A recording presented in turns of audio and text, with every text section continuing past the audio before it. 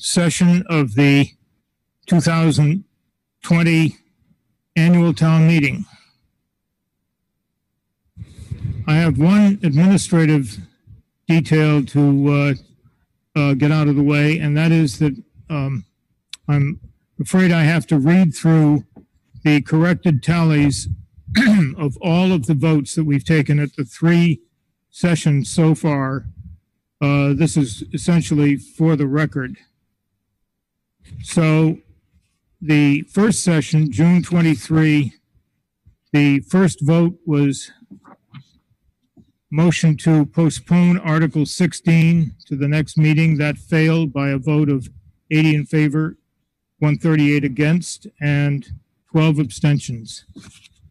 Motion for the postponement of the major portion of the articles on the warrant passed by a vote of 223 in favor, 6 opposed, and 6 abstentions.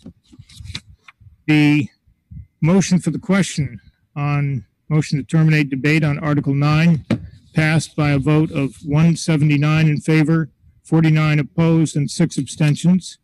The main motions, Articles 9 through 12, passed by a vote of 229 in favor, 7 opposed, and 1 abstention. Main motion on Article 13 failed, 23 in favor, 210 opposed, and 4 abstentions. The main motion on Article 14 passed by a vote of 218 in favor, 10 opposed, and 8 abstentions. The main motion on Article 15 passed by a vote of 202 in favor, 30 opposed, and 7 abstentions. And I forgot the main motions on Articles 3 through 6 passed by a vote of 226 in favor, 1 opposed, and 4 abstentions. The second session on June 24, the first recorded vote was a motion to terminate debate on the motion to advance the budget article. That succeeded by a vote of 170 in favor, 52 opposed, and 10 abstentions.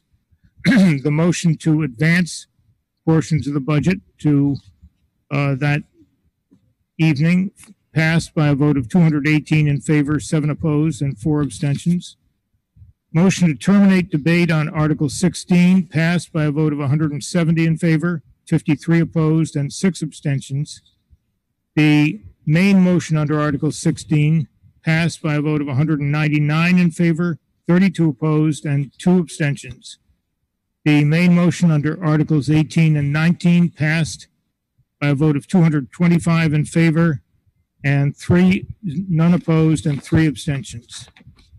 The motion to terminate debate on Article 25 passed by a vote of 189 in favor, 36 opposed, and 7 abstentions. The main motion under Article 25 passed by a vote of 223 in favor, 4 opposed, and 7 abstentions. On the budget articles, we had 4 bonding votes. First, item 62, water system improvements, passed 212 in favor, 2 opposed, and 9 abstentions. Item 63 for wastewater system improvements, passed 220 in favor, 1 opposed, and 6 abstentions. Item 64, improvements to Lars Anderson Park, passed by a vote of 201 in favor, 17 opposed, and 6 abstentions. And finally, item 66, roof repair and replacements, passed by a vote of 224 in favor, 1 opposed, and 2 abstentions. Finally, the meeting last Thursday, June 25. First is a motion to refer the Gordon Rosenthal amendment to the Select Board Task Force. That failed by a vote of 100 in favor, 222 opposed, and 8 abstentions. The motion itself, the Gordon Rosenthal amendment, passed by a vote of 169 in favor, 33 opposed, and 25 abstentions. Motion to terminate debate on the Ashkenazi amendment, the Alston litigation motion, passed by a vote of 159 in favor, 60 opposed, and 14 abstentions. The Ashkenazi motion itself passed by a vote of 112 in favor, 106 opposed, and 18 abstentions. Then we had the motion to terminate the debate to adjourn the session, and that passed by a vote of 194 in favor, 33 opposed, and 5 abstentions. And finally, the motion to adjourn the session itself to tonight passed by a vote of 182 in favor, 47 opposed, and 4 abstentions. We now proceed to the police budget.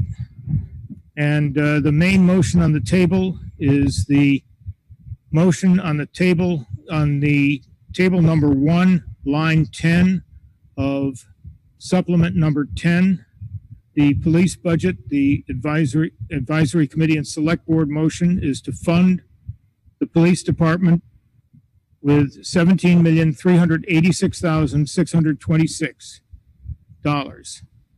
There is a motion offered by Ms. Brown, seconded by Ms. Bastien on the supplement number 15, page 1, to reduce the police budget by a total of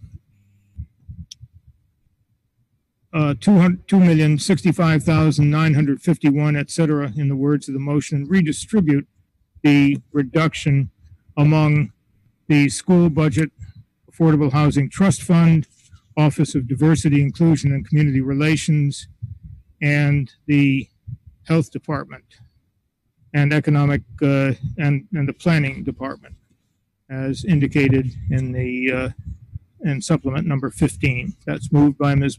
Brown, seconded by Ms. Bastien. There is a further motion offered by Mr. Ananian, seconded by Mr. O'Neill. Actually, seconded by Mr. Fernandez, to reduce the police budget by $1,148,560 plus another $50,000, and redistribute that reduction to the schools, Affordable Housing Trust Fund, and Office of Diversity, Inclusion, and Community Relations, as set forth on supplement number 14. We will hear from 8 speakers on each side of this issue. 8 in favor of the amendments and 8 opposed, and in favor of the advisory committee select board motion.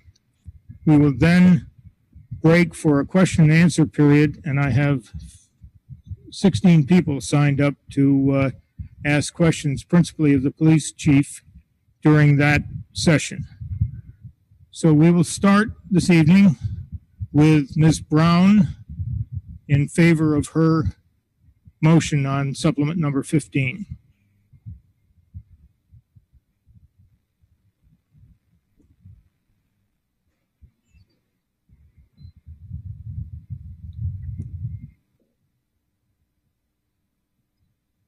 Mr. Moderator, am I visible? You are. It's all working. Okay, just wanted to check. This technology is a little new to me. So thank you very much. Thank you, Mr. Moderator. My name is Deborah Brown. I'm a town meeting member from Precinct 1. And I am you can flip the slide, please. I'm asking that town meeting vote yes on the Bastian Brown budget amendment and support funding for schools, housing, inclusion, and economic development in its fiscal year 2021 budget. Or if you're really fearful, vote yes on the Unanian budget. Quickly, town meeting is tasked by law, as you all know, with the responsibility of arriving at a budget. No one else has that responsibility, only us. And over the years, we've consistently stated that the budget will align with our spoken priorities and values. Well, COVID-19 sort of put a huge wrinkle in how we sort of perceive what those priorities might actually be, and you can flip the slide. We are in the throes of a crisis.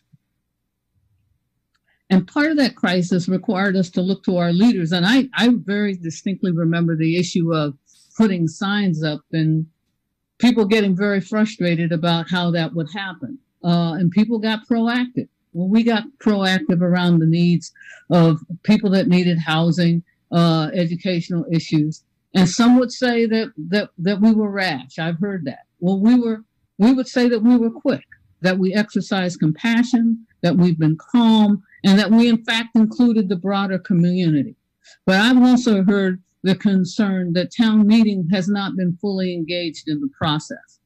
And what I wanted to do very briefly is just to quickly go through and sort of highlight that much of this is a product of the work that town meeting has done. And so if I just start going back down the road to 3 years back and look at GARE, what has the downtown done to implement GARE? 2 years it took to get the equity audit off the ground. We just got the consultant in. The Equity Advancement Fund, it's still unfunded. Community engagement, you can't do that without resources. And so these are the kinds of things that we just felt like we had to hit the ground on. If you look at the 2016 Affordable Housing Report, where are we with these things? And so there's just a plethora of issues that we just felt like, we've got to take them on. Because at the end of the day, when we looked around in this crisis, they were the most vulnerable people in this town who were subject to suffering. Now, who did we see that were going to suffer most? It was going to be the children, and it was going to be those in the least position to help themselves. But we also wanted to say, and you can flip the slide now. You can flip it again.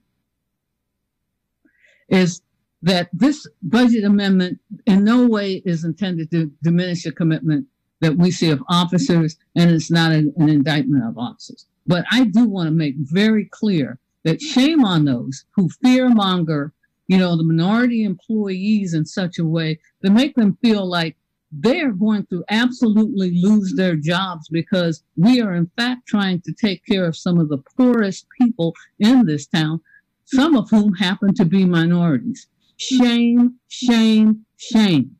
The 10% cut had already been on the table long before we had this conversation. Flip the slide, please. I also wanted to very quickly highlight, if you just look at it in terms of other issues, the schools are taking a 40%, 40 people are getting laid off. They're looking at pay freezes. So you can flip the slide there as well. So there's a basic equity issue. And I'm going to give a shout out to the Brookline Housing Authority. They're trying. But when people make the statement that this is an issue of kitchens versus jobs, look at that space. This is what age does. This is what age does when a government is unwilling to fund housing. This is what happens when government is unwilling to fund housing. What you see here is an antiquated housing space that the housing authority, quite honestly, when you ask why they have so many COVID hits, it's because they have an excellent triage program. They were out there multiple times a day. But you can't fix what you don't have the money to fix.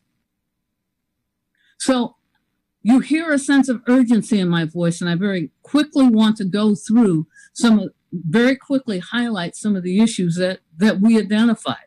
The schools, the BEAT program, it doesn't have sufficient money. Ms. Brown? Yes. You've already had the 5 minutes that you requested. I'll give you 30 seconds to wrap up. All right, so let me wrap up by saying that in the cold light of day, what we're dealing with here is a triage, is a Band-Aid. You look at that picture, you're looking at people's lives here. And so I would ask that you vote yes on the Brown-Bastine amendment, or if you are too afraid to do what you know needs to be done, then vote for the Ananian amendment. But we are talking about real people's lives. Thank you very much. Mr. Sandman?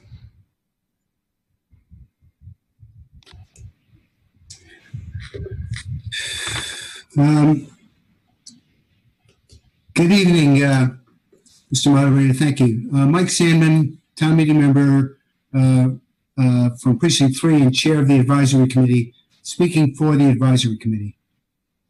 Last Wednesday, I introduced the fiscal year 21 budget and said that the budget should reflect town meeting's priorities, but that we, the advisory committee, would sometimes ask you to pause and to consider how to fund those priorities. That same night, the advisory committee paused, and it reversed a decision to move over $1 million from the police budget and put it into a contingency fund controlled by town meeting to be released in November. The police budget we proposed for FY21 was already $772,000 lower than the budget for the year that ends tonight. We realized that the department would have to start acting tomorrow, July 1st, as though it had lost that additional $1 million for the whole year, and would have to cut its services without any alternative services in place. Now we're asking you to pause and think about the unintended consequences of two amendments that would cut the budget far more than $772,000 in the name of combating racism in the police department. And there is racism. Driving while black is a crime in Brookline as it is elsewhere. My son-in-law has dark skin. He grew up in Brookline. His car was often stopped by an officer saying something like, "Your taillight might be cracked." But when the officer looked at him and looked at the name on his license, the taillight magically healed because he's Indian. If he was African American, you and I know that the traffic stop would have continued. Harassment is one thing, but the multiple deaths of black men at the hands of the police have brought a global demand for change. Black lives matter. We all want to be on the right side of this change, but change won't be as easy as defunding the police. The police don't exist in a vacuum. When residents call the police to report that a black male is walking down their street, an officer responds, and that officer becomes a mirror for the racism implicit in that call. Police racism is a reflection of white society. Blaming the mirror changes nothing, nor does defunding it. Again, the police budget proposed by the advisory committee for the fiscal year that starts tomorrow is $772,000 lower than the budget for the fiscal year that ends at midnight tonight. Raise your hand if you realize that before tonight. Two amendments have been offered to reduce the police budget even further. One cuts an additional $1.1 million from the personnel section of the police budget, and the other cuts an additional $2.1 million from personnel. Perhaps the second amendment is there to make the first one look reasonable, but it's not. $1.1 million might not be so damaging without the $772,000 cut that's already in the budget. Going beyond that will result in layoffs of the newest officers and prevent the department from adding 6 more who finish training. By state law, those with the least seniority are laid off first. There is no shame in speaking this truth. The majority of the officers at risk are members of a minority or women or both. Is laying off minority officers a solution to police racism? The Select Board accepted a proposal by Raul Fernandez to lead a task force for reimagining policing in Brookline. Raul's task force will not be a dead end, but both amendments cut the $50,000 for staff support of the task force that the advisory committee added. Does that make sense? Neither amendment provides significant support for the Racial Equity Fund we voted for last November, a fund that really could have an impact on racial inequality in society as a whole. Neither amendment provides any funds for any department to pick up the services the police will have to drop. They try to fund 10 school social workers, not teachers. They would be school employees, not out in the community, working with families in distress or working with individuals with mental health issues. And there's no guarantee that the money would be spent the way the amendments specify. Town meeting cannot direct the school committee to spend money on specific items. We only set the overall school budget. If you think defunding the police will save teachers' jobs, you're mistaken. Residents expect many things from the police, from being first responders in medical emergencies to working with elementary students in the AWARE program. Some of you even asked them to enforce the rule about wearing masks in public. There's nothing sacred in having the police provide this range of services. The concept of redirecting funds from the police budget is reasonable if it's done in a thoughtful way. The reasonable way to proceed is to vote for the $772,000 cut and to allow the task force chaired by Raul to recommend changes in police training and practices, transfer of services elsewhere, and funding for the departments that take over those services. The advisory committee recommends no action on the Ananian and Brown amendments. The unintended consequences don't slow the police car by applying the brakes. They run the department and the town into a tree. Thank you. Mr. Ananian?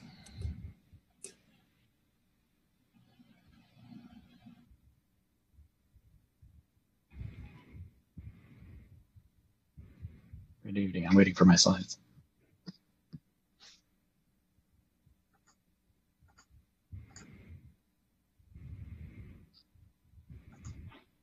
Great. Good evening. My name is Scott Ananian. I'm a town meeting member for Precinct 10. Next slide, please. Last Thursday, the chair of the advisory committee said in his budget message, budgets are a reflection of our priorities. He continued, the advisory committee does not set the budget priorities. You do when you vote tonight. And that is exactly what we are doing here now. We are the elected legislative body, and determining the budget is exactly what each one of us was elected to do. Next slide.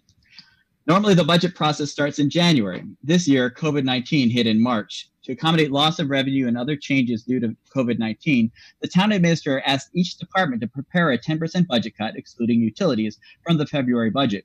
Chief Lipson prepared a budget with a 10% cut to the police department, as did every other department. But the advisory committee budget, which follows the town administrator's June 1st budget, didn't take that 10%. They did take the full 10% cut from veterans. They took the full 10% cut for the Council on Aging and took 11.5% for Parks and Recreation. They took 9.5% from libraries and 10% from planning, but the advisory committee budget accepted only a 3.5% cut from the police department. This amendment simply applies the remainder of that 10% cut prepared by the chief himself and appropriates it to meet real and immediate inequities in Brookline. This is not a radical cut. Next slide. In fact, the police department budget has been growing and growing, as other speakers will show. The Ananian Amendment only restores us roughly to fiscal year 18 levels. We are still on the higher side of police expenditures per resident among our neighbors. The Bastian Brown Amendment brings us to around where Newton is and still has us spending more per capita than Dedham. But none of these cuts are especially radical or out of family. Next slide. The exact positions and equipment cut, going category by category through the budget, were chosen by the chief to best protect the town given the fiscal realities of a 10% cut. The budget after the Ananian Amendment matches the chief's category by category. So this begs the question, what would the chief choose to cut given the fiscal realities of COVID-19? In mid-May, he answered that question, and it did not involve layoffs. I don't know more because the town administrator refused to show me the chief's May budget. I expect the public records law appeal I filed will provide that information. So instead, ask yourself, what would our chief of police cut? Would he strive his hardest to protect officers of color, domestic violence programs, and the services that have won his department accolades? Would he explore his every option under civil service law, including closing out vacant positions and offering early retirement incentives to allow us to keep our youngest and most diverse officers? And how is it that our most diverse officers are our youngest and least senior in the first place? Haven't we been working on diversity in our department for years? Next slide. Trimming the police budget back, like libraries, veterans, aging, parks, and planning have been trimmed, allows us to reassess our priorities as a town. The moderator has only given me a limited amount of time, so I apologize for not being able to address every detail of the appropriation. But this is not my work. This is the work of dozens of people, and those responsible are largely here tonight, and you as town meeting members can shortly ask direct questions of them. So, as town meeting members, put your request in the queue. Ask the chief, what level of seniority do officers of color have in your department, and how would you work to protect them? Would you provide incentives for early retirement to protect their jobs? Ask the school committee about the BEEP shortfall or the urgent need for social workers to support minority and low-income students and families struggling with unemployment. Ask Patrick Dober, Executive Director of the Brookline Housing Authority, about the shortfalls in state funding and the repairs needed at his properties. Ask Dr. Gyllenhaal about the Racial Equity Advancement Fund, which we voted for in Warrant Article 29 at last fall's town meeting, and which this amendment does fund. Next slide. For the Bastian Brown Amendment, ask the school committee about kids who are having trouble in this new distance learning model and how they can be helped. Or how about how for-profit enrichment programs stay out of reach for bright but poor kids. Ask Dr. Gyllenhaal about the cost to fully implement the community engagement program, the plan which you passed at town meeting last fall in Warrant Article 30. Ask Dr. Jett about domestic violence as a matter of health and the programming he has in place. Ask Paul Sainer about the need for a long-term planner to safeguard the long-term future of affordable housing in town. Next slide. This was a public process in town meeting, elected boards, committees over the course of months and even years. These budget items were written out but sitting unfunded because the process wasn't interested in listening when you spoke. There has not been a public hearing on the police department budget since February. Has nothing happened in the world since February? As town meeting, we have voted for racial equity. We have voted for community engagement. We have voted for the schools and for affordable housing, but these priorities aren't heard time and time again. They don't. 1 minute, Mr. Ananian. Thank you, Mr. Moderator. This was a lack of leadership. And make no mistake, allocating $50,000 to a task force, which even its proponent didn't request, is in no way acknowledging the urgency of this moment. That gesture is not going to put people in homes. It's not going to educate our kids. It's not going to secure the future of affordable housing and build robust community engagement in our town. To do that, I urge you to vote yes on the Bastian Brown motion. And if we fail to embrace our responsibility and pass that motion, then to vote yes on the Ananian motion for schools and housing. This is your chance as town meeting to seize the opportunity of the present and to reaffirm our shared priorities as Brookline. Thank you. Mr. Sandman? Mr. Sandman? Yes, thank you, Mr. Moderator. A point of order. Mr. Ananian stated that the police budget was cut by 3.5%. It was cut by 4.3%. And the advisory committee and select board cut a further $116,000 from it after that. And he cherry picked some budgets that were cut by more, but the overall budget is up by 1.5%. Thank you. Thank you, Mr. Green.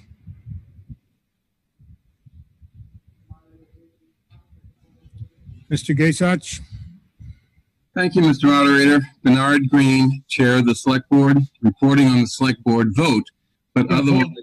Hold on, Mr. Green. Mr. Gasach has a what he considers a point of order. Thank you, Mr. Moderator. Dave Gayshok, Precinct 13. Would you please advise the Chair of the Advisory Committee that rebutting substantive points is not a point of order?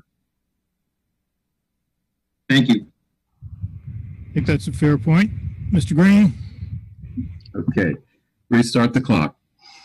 Thank you, Mr. Moderator. Bernard Green, Chair of the Select Board, reporting on the Select Board vote, but otherwise speaking for myself in opposition to both the Ananian and the Brown Bastion motions.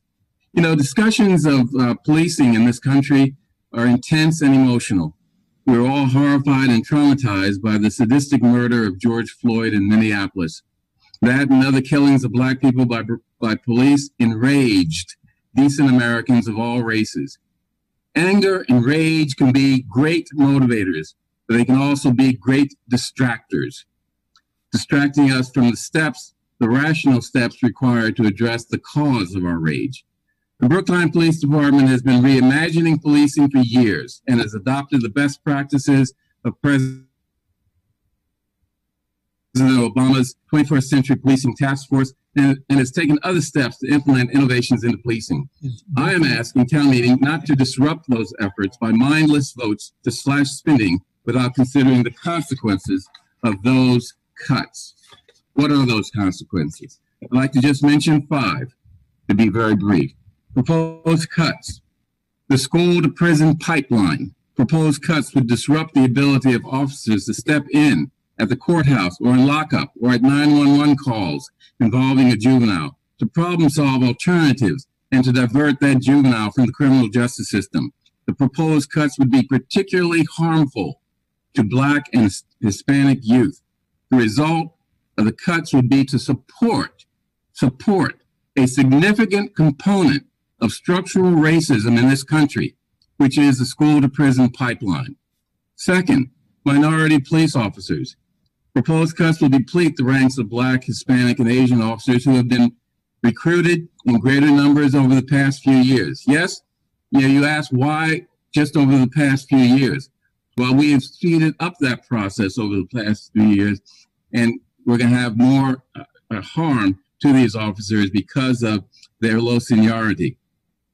The Ananian motion would result in loss of 6 new recruits who have been trained in the historical injustice and present policing program of Northeastern Civil Rights and Restorative Justice Project, an important program that is being considered for Brookline by officers David Pilgrim and William Walker. Third, do we want guardians or do we want warriors? Proposed cuts will have the police doing less community policing, such as diverting youth from criminal justice, the Walk and Talk program in Brookline Public Housing, schools collaboration, school resource officers, even child seat safety programs and self-defense training for women and other programs.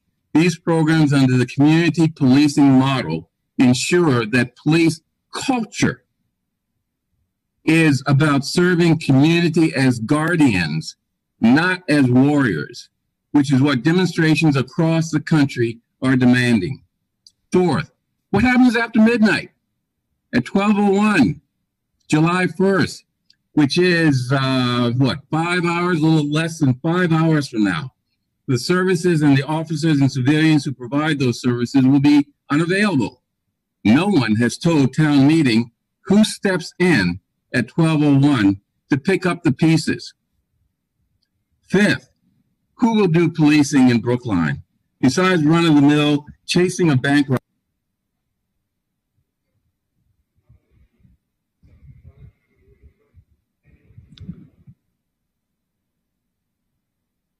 You muted yourself, Mr. Green. Would you please unmute yourself? Click on the little microphone on your screen. I'm sorry, I keep getting pop-up things on this one.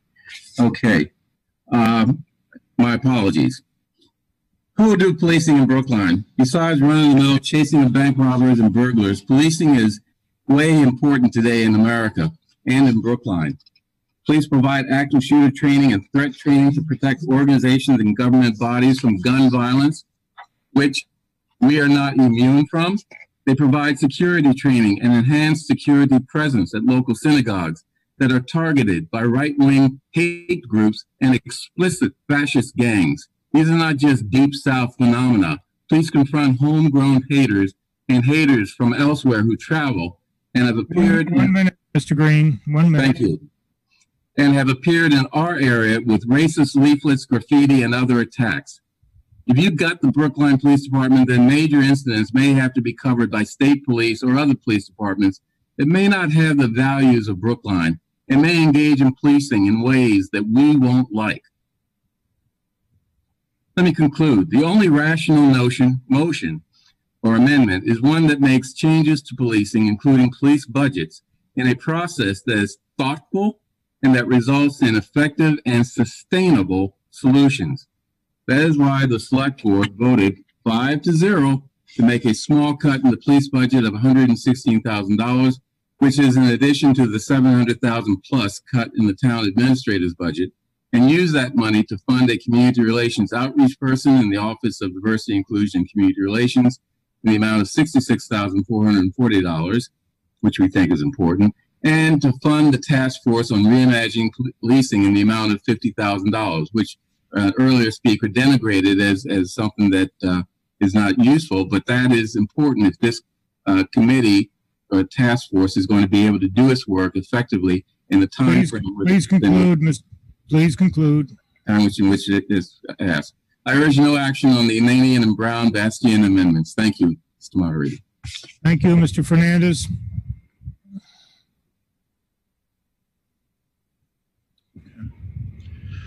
Raul Fernandez, Select Board Member, speaking in favor of both amendments that would reallocate funding from policing to education, affordable housing, community engagement, and racial justice initiatives.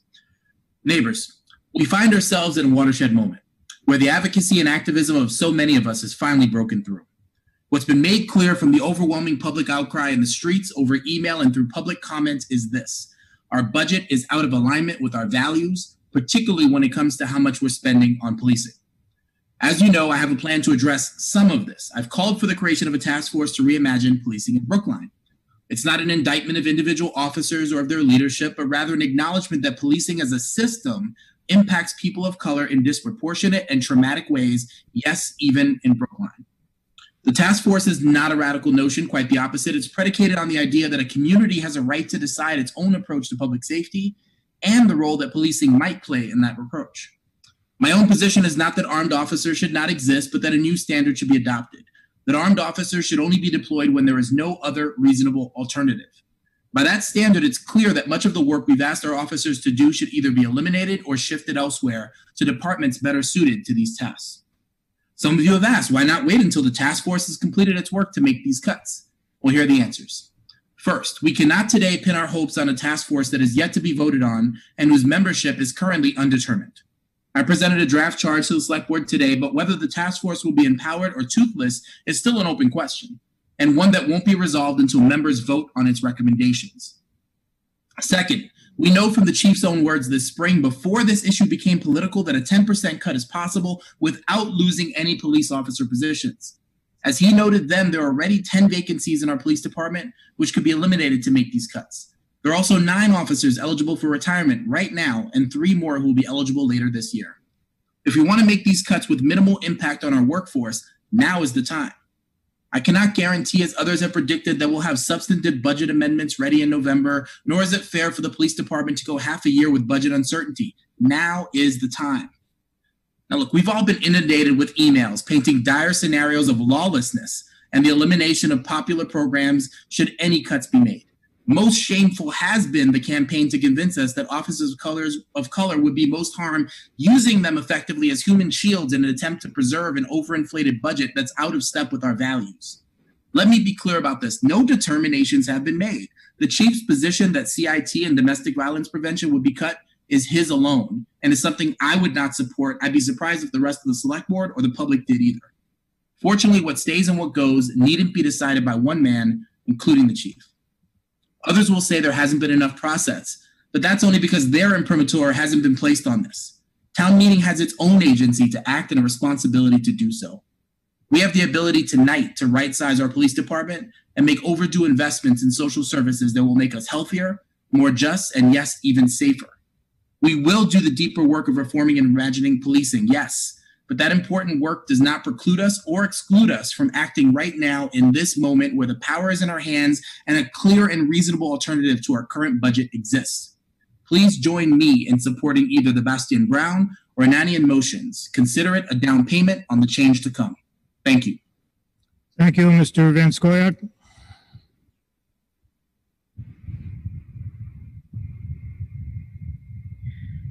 Thank you, Mr. Moderator. John Van Scoyoc from the Select Board. It is with the greatest of respect for the life-saving and community-building work of the police department that I ask to yield my time to Annabelle Lane, who is a social worker with the department.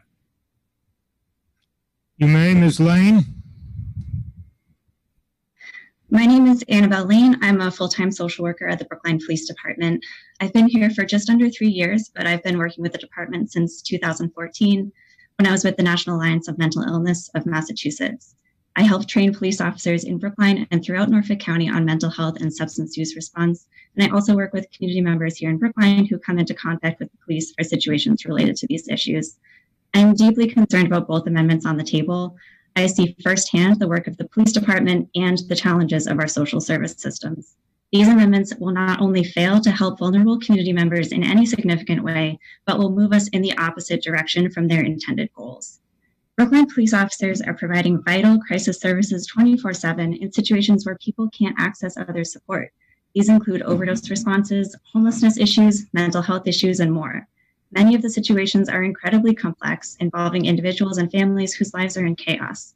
Police officers are engaging and de-escalating, sometimes over the course of several interactions, and attempting to link to services and treatment. The pandemic has only increased the frequency and severity of these calls. Are these roles that police officers should fill? Maybe not, but right now other services aren't equipped for these sorts of responses and are overburdened. Mental health clinics have on average a 2-month waiting list, way longer for kids. The police department is frequently asked by mental health and other agencies to step in and provide assistance that they can't. Some examples are well-being checks during the pandemic, transportation programs, and suicide response. It's important to make sure you're not accidentally cutting services people need just because police officers are the ones doing them. Cutting police department staffing before addressing the underlying needs is going to bring us back in the direction of basically patrol robots, rushing from call to call as quickly as possible, less time for de-escalation, so more likely to have tense, escalated interactions, less time to talk and engage with the community on the community programs that Select Board Member Green mentioned. This is exactly the kind of policing that we don't want and ultimately hurts vulnerable populations. It's also a false dichotomy to pit police department funding against the social service system. In order for funding changes to be more than just a Band-Aid, there needs to be an understanding of why mental health and other services are so lacking. The issue here isn't a simple one of needing more bodies where we could stick a new social worker somewhere and it would solve the problem. There needs to be a conversation about what are the needs of vulnerable community members in Brookline who are encountering the police and what services need to be in place to fill these needs. Creating lasting change requires a systems approach. Taking a random amount of money from an agency that's helping people and sticking it into random new positions elsewhere is not a systems approach, and honestly squanders this opportunity to restructure effectively. The conversation around defunding the police is starting backwards. We need to be talking about funding and supporting other services first. Then, once these needs are being met, we can reassess. Please vote no on both amendments before you. Thank you.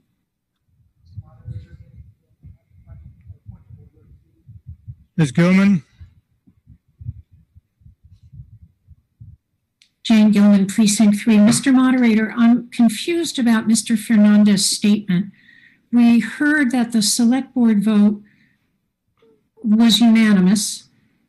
So I wondered if he's speaking for himself, is he speaking as a co-petitioner? I would just like to clear up any confusion. Thank you. Well, it's not a point of order, and I think we'll let Mr. Fernandez's words speak for themselves. Ms. Bastian? Bonnie Bastian, Precinct 5. For the past 2 years, I've spent my time as an activist around policing and the criminal justice system, addressing the inequities present there. I'm also an organizer for Mutual Aid Brookline for the past 3.5 months. One of the inequities in policing that is the norm across the country is the underfunding of our social services and overfunding of our police departments. Evidence of this has been revealed in stark relief throughout the pandemic crisis. Mutual Aid Brookline has been on the receiving end of phone calls and emails that altogether paint a picture of what Brookline has chosen not to prioritize in our budget. While we have historically and drastically insufficient public housing and resources for our most vulnerable, we have a very well-funded police department. The Brown Bastion Amendment is not aimed at dismantling the police department. It will not leave your 911 calls unanswered. What this amendment does is right-size the police department in our budget. This is a first step in creating more equity by reinvesting funds into the declared priorities of the town: education, affordable housing, and diversity and inclusion. When we begin to create more equity, we begin to eliminate the causes of criminal activity, because crime is a manifestation of a lack of resources in a community. The Brown Bastion Amendment contains all that the Ananian Amendment has, but further supports critical school and affordable housing needs, as well as fully funding the community engagement plan passed by town meeting last fall, adding a domestic violence advocate, and securing the long-term future of affordable housing and economic development in our town with a new position in the planning department. This is the vote to make real change and address our most glaring problems in Brookline. Problems that have existed for way too long, that have been greatly exacerbated by COVID-19. When our children begin school in the fall, they need reliable access to Wi-Fi, and many will benefit from increased access to social service and mental health specialists to help them thrive in school again. Right now, there are 2 social workers between all 8 K-8 schools. Our teachers have been advocating for more social workers for a long time, and this amendment puts money into those resources. The Brown Bastion Amendment takes action to reinvest in healthy and strong communities rather than defend against the results of communities without resources.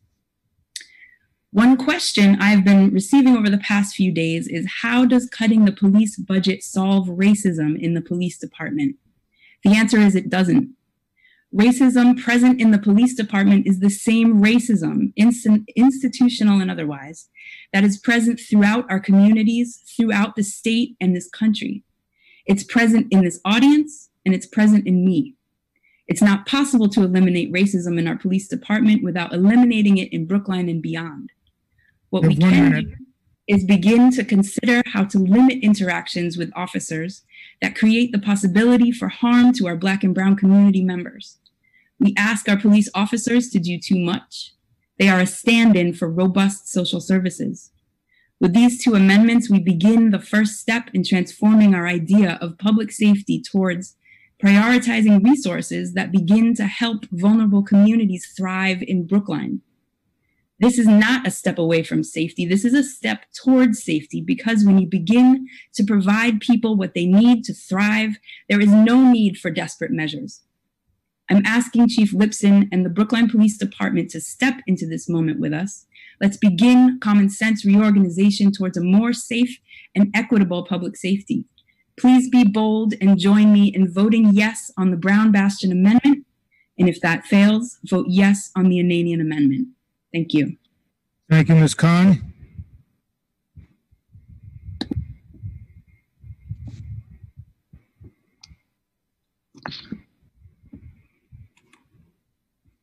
Thank you, moderator. Can you see and hear me? Yes? We can certainly hear you. Okay, that's what I want to know. Please put up my first slide, my only slide. Thank you. Janice Kahn, Town Meeting Member, Precinct 15, speaking to you this evening in my role as Chair of the Public Safety Subcommittee of the Advisory Committee. My subcommittee holds public hearings with fire and police department leadership and makes recommendations on the public safety budgets. And I'm here to lay out the two real options before us and to present a path forward. The budget that we approve tonight will take effect at midnight. You've heard that. So we need to get it right. The budget process does not start 2 weeks before town meeting. The process actually begins 8 months earlier in the fall, not in February, and finishes well in advance of the annual town meeting. It is a process that promotes transparency and community engagement with each department head. It is a high bar that the 59,000 members of the community have come to expect in Brookline. And only one alternative, the advisory committee budget reduction, meets that high expectation. We saw what happened when teachers were temporarily laid off due to school budget cuts. It had affected people that we did not want to be affected. The money in the school system was restored, and many of those teachers are still with us. The money in the police department will not be restored, and we stand to lose the progress that we have made in increasing diversity in the police department. I still have many unanswered questions. Which officers in the Brookline Police Department will be laid off? What services will be cut? And will those cut services be picked up by another department or simply just lost? Those and many other questions would be asked and answered in a public hearing process. A 3 to 4 hour debate at town meeting is not a reasonable substitute. There are only two real choices before us tonight: the advisory committee motion and the Brown and Ananian amendments. The advisory committee motion reduces the police budget by $772,000. The Brown and Ananian amendments are in addition to that baseline cut. So they cut the police department budgets by $1.9 to $2.8 million. There are distinct differences between the two choices. The advisory committee motion has been fully vetted with Chief Lipson and town staff. The Brown and Ananian amendments have not. The advisory committee motion was developed in the full view of the public. The Brown and Ananian amendments were not. The advisory committee motion accounts for the impacts on public safety. The Brown and Ananian amendments do not. And importantly, the advisory committee motion retains diversity in our public safety ranks, and the Brown and Ananian amendments do not. We are witnessing a defining moment in our country's history that must not be ignored. Now is the time to act. We are all in agreement. On June 11th, Select Board Member Fernandez announced a bold and vital initiative to create a task force to reimagine what we as a community want public safety in Brookline to look like. The task force work will mean broad community input for a department that has critical public safety responsibilities that affect all residents in the town. Their action plans will set the direction for realigning the budgets of many departments. It is critical that we not constrain the task force by reallocating limited budget resources now to positions and initiatives that may not be in line with the task force recommendations. We need the task force to do its work before cutting and reallocating. Tonight we have only questions, not answers. I have already described the two real choices before us. They are before you, the knowns and the unknowns. Now I'd like to provide you with good news. There is a path forward for this body and for our community. Tonight, Approve the advisory committee budget motion and fund the task force to start the process of broad community engagement and planning now. Next, deliver publicly vetted interim policy and budget recommendations for action at the November town meeting. And finally, bring comprehensive reform plans, including warrant articles, policy and budget realignments to the May 2021 town meeting. Real sustainable change in our community requires all of those actions, starting with a commitment to engaging the community in face-to-face and even virtual conversations. So as one of 240 plus town meeting members, I ask you to join me in voting for the only option that has been fully vetted, ensures the continuity of public safety services, and retains diversity in the police department while providing a clear path forward to sustainable change. Vote no on the Brown and Ananian amendments, and yes on the advisory committee main motion. Thank you very much. Thank you, Ms. Nobrega.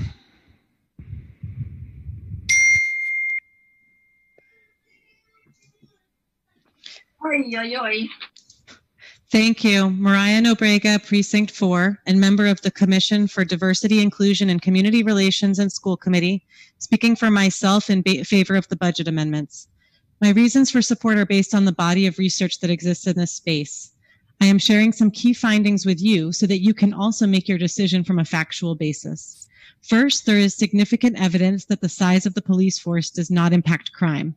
A Justice Policy Institute analysis of the relationship between police spending, police force size, and crime found that there is no relationship between spending more on police, having more police, and a lower crime rate.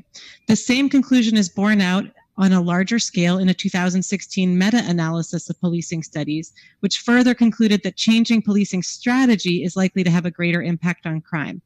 So while police funding and staffing don't negatively impact crime, there may be a path forward through the task force.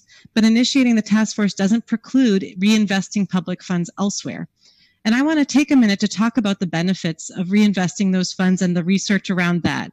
And a lot of that research is intuitive. The basic question is, if you had $1 to spend on improving a person's life, would you spend it on policing them or on their schools and housing? And if you said schools and housing, you'd be 100% correct. The whole child approach that's being advocated for in these amendments, focused on basic physical and emotional needs, is particularly well aligned with not only improving outcomes for students and their caregivers, but actually also reducing crime over the long term. As one of the 2 new members of school committee, I fully intend to support this use of the funds. This is especially true for the upcoming year. Quoting from the recent report from the American Academy of Pediatrics School Reentry Considerations, they say, schools should anticipate and be prepared to address a wide range of mental health needs of children and staff when schools reopen. The emotional impact of the pandemic, financial, employment concerns, social isolation, and growing concerns about systemic racial inequity, coupled with prolonged limited access to critical school-based mental health services and the support and assistance of school professionals, demands careful attention and planning. You have 1 minute. In conclusion, tonight we have an opportunity to reinvest our public funds to support the needs of our most marginalized and vulnerable populations, and to do this in a way that research has shown does not increase crime. It's a win-win. And don't let the naysayers tell you that in 6 months or a year we'll have a clear solution. Ask yourself, why is it that after decades and decades of attention to racial issues in the police, all but just a few of our Black officers are so junior that they will be the first out the door? And ask yourself why people of color are interrogated and arrested at wildly disproportionate rates here in Brookline. Vote for change. Vote yes on the Bastian Brown motion, and if needed, yes on the Ananian motion. Thank you. Thank you, Ms. Hatchett.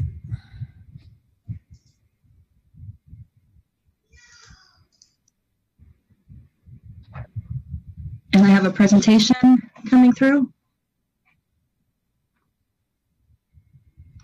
Good evening. I'm Casey Hatchett, Precinct 12, and I'm also a Brookline Police Sergeant assigned to the Community Service Division.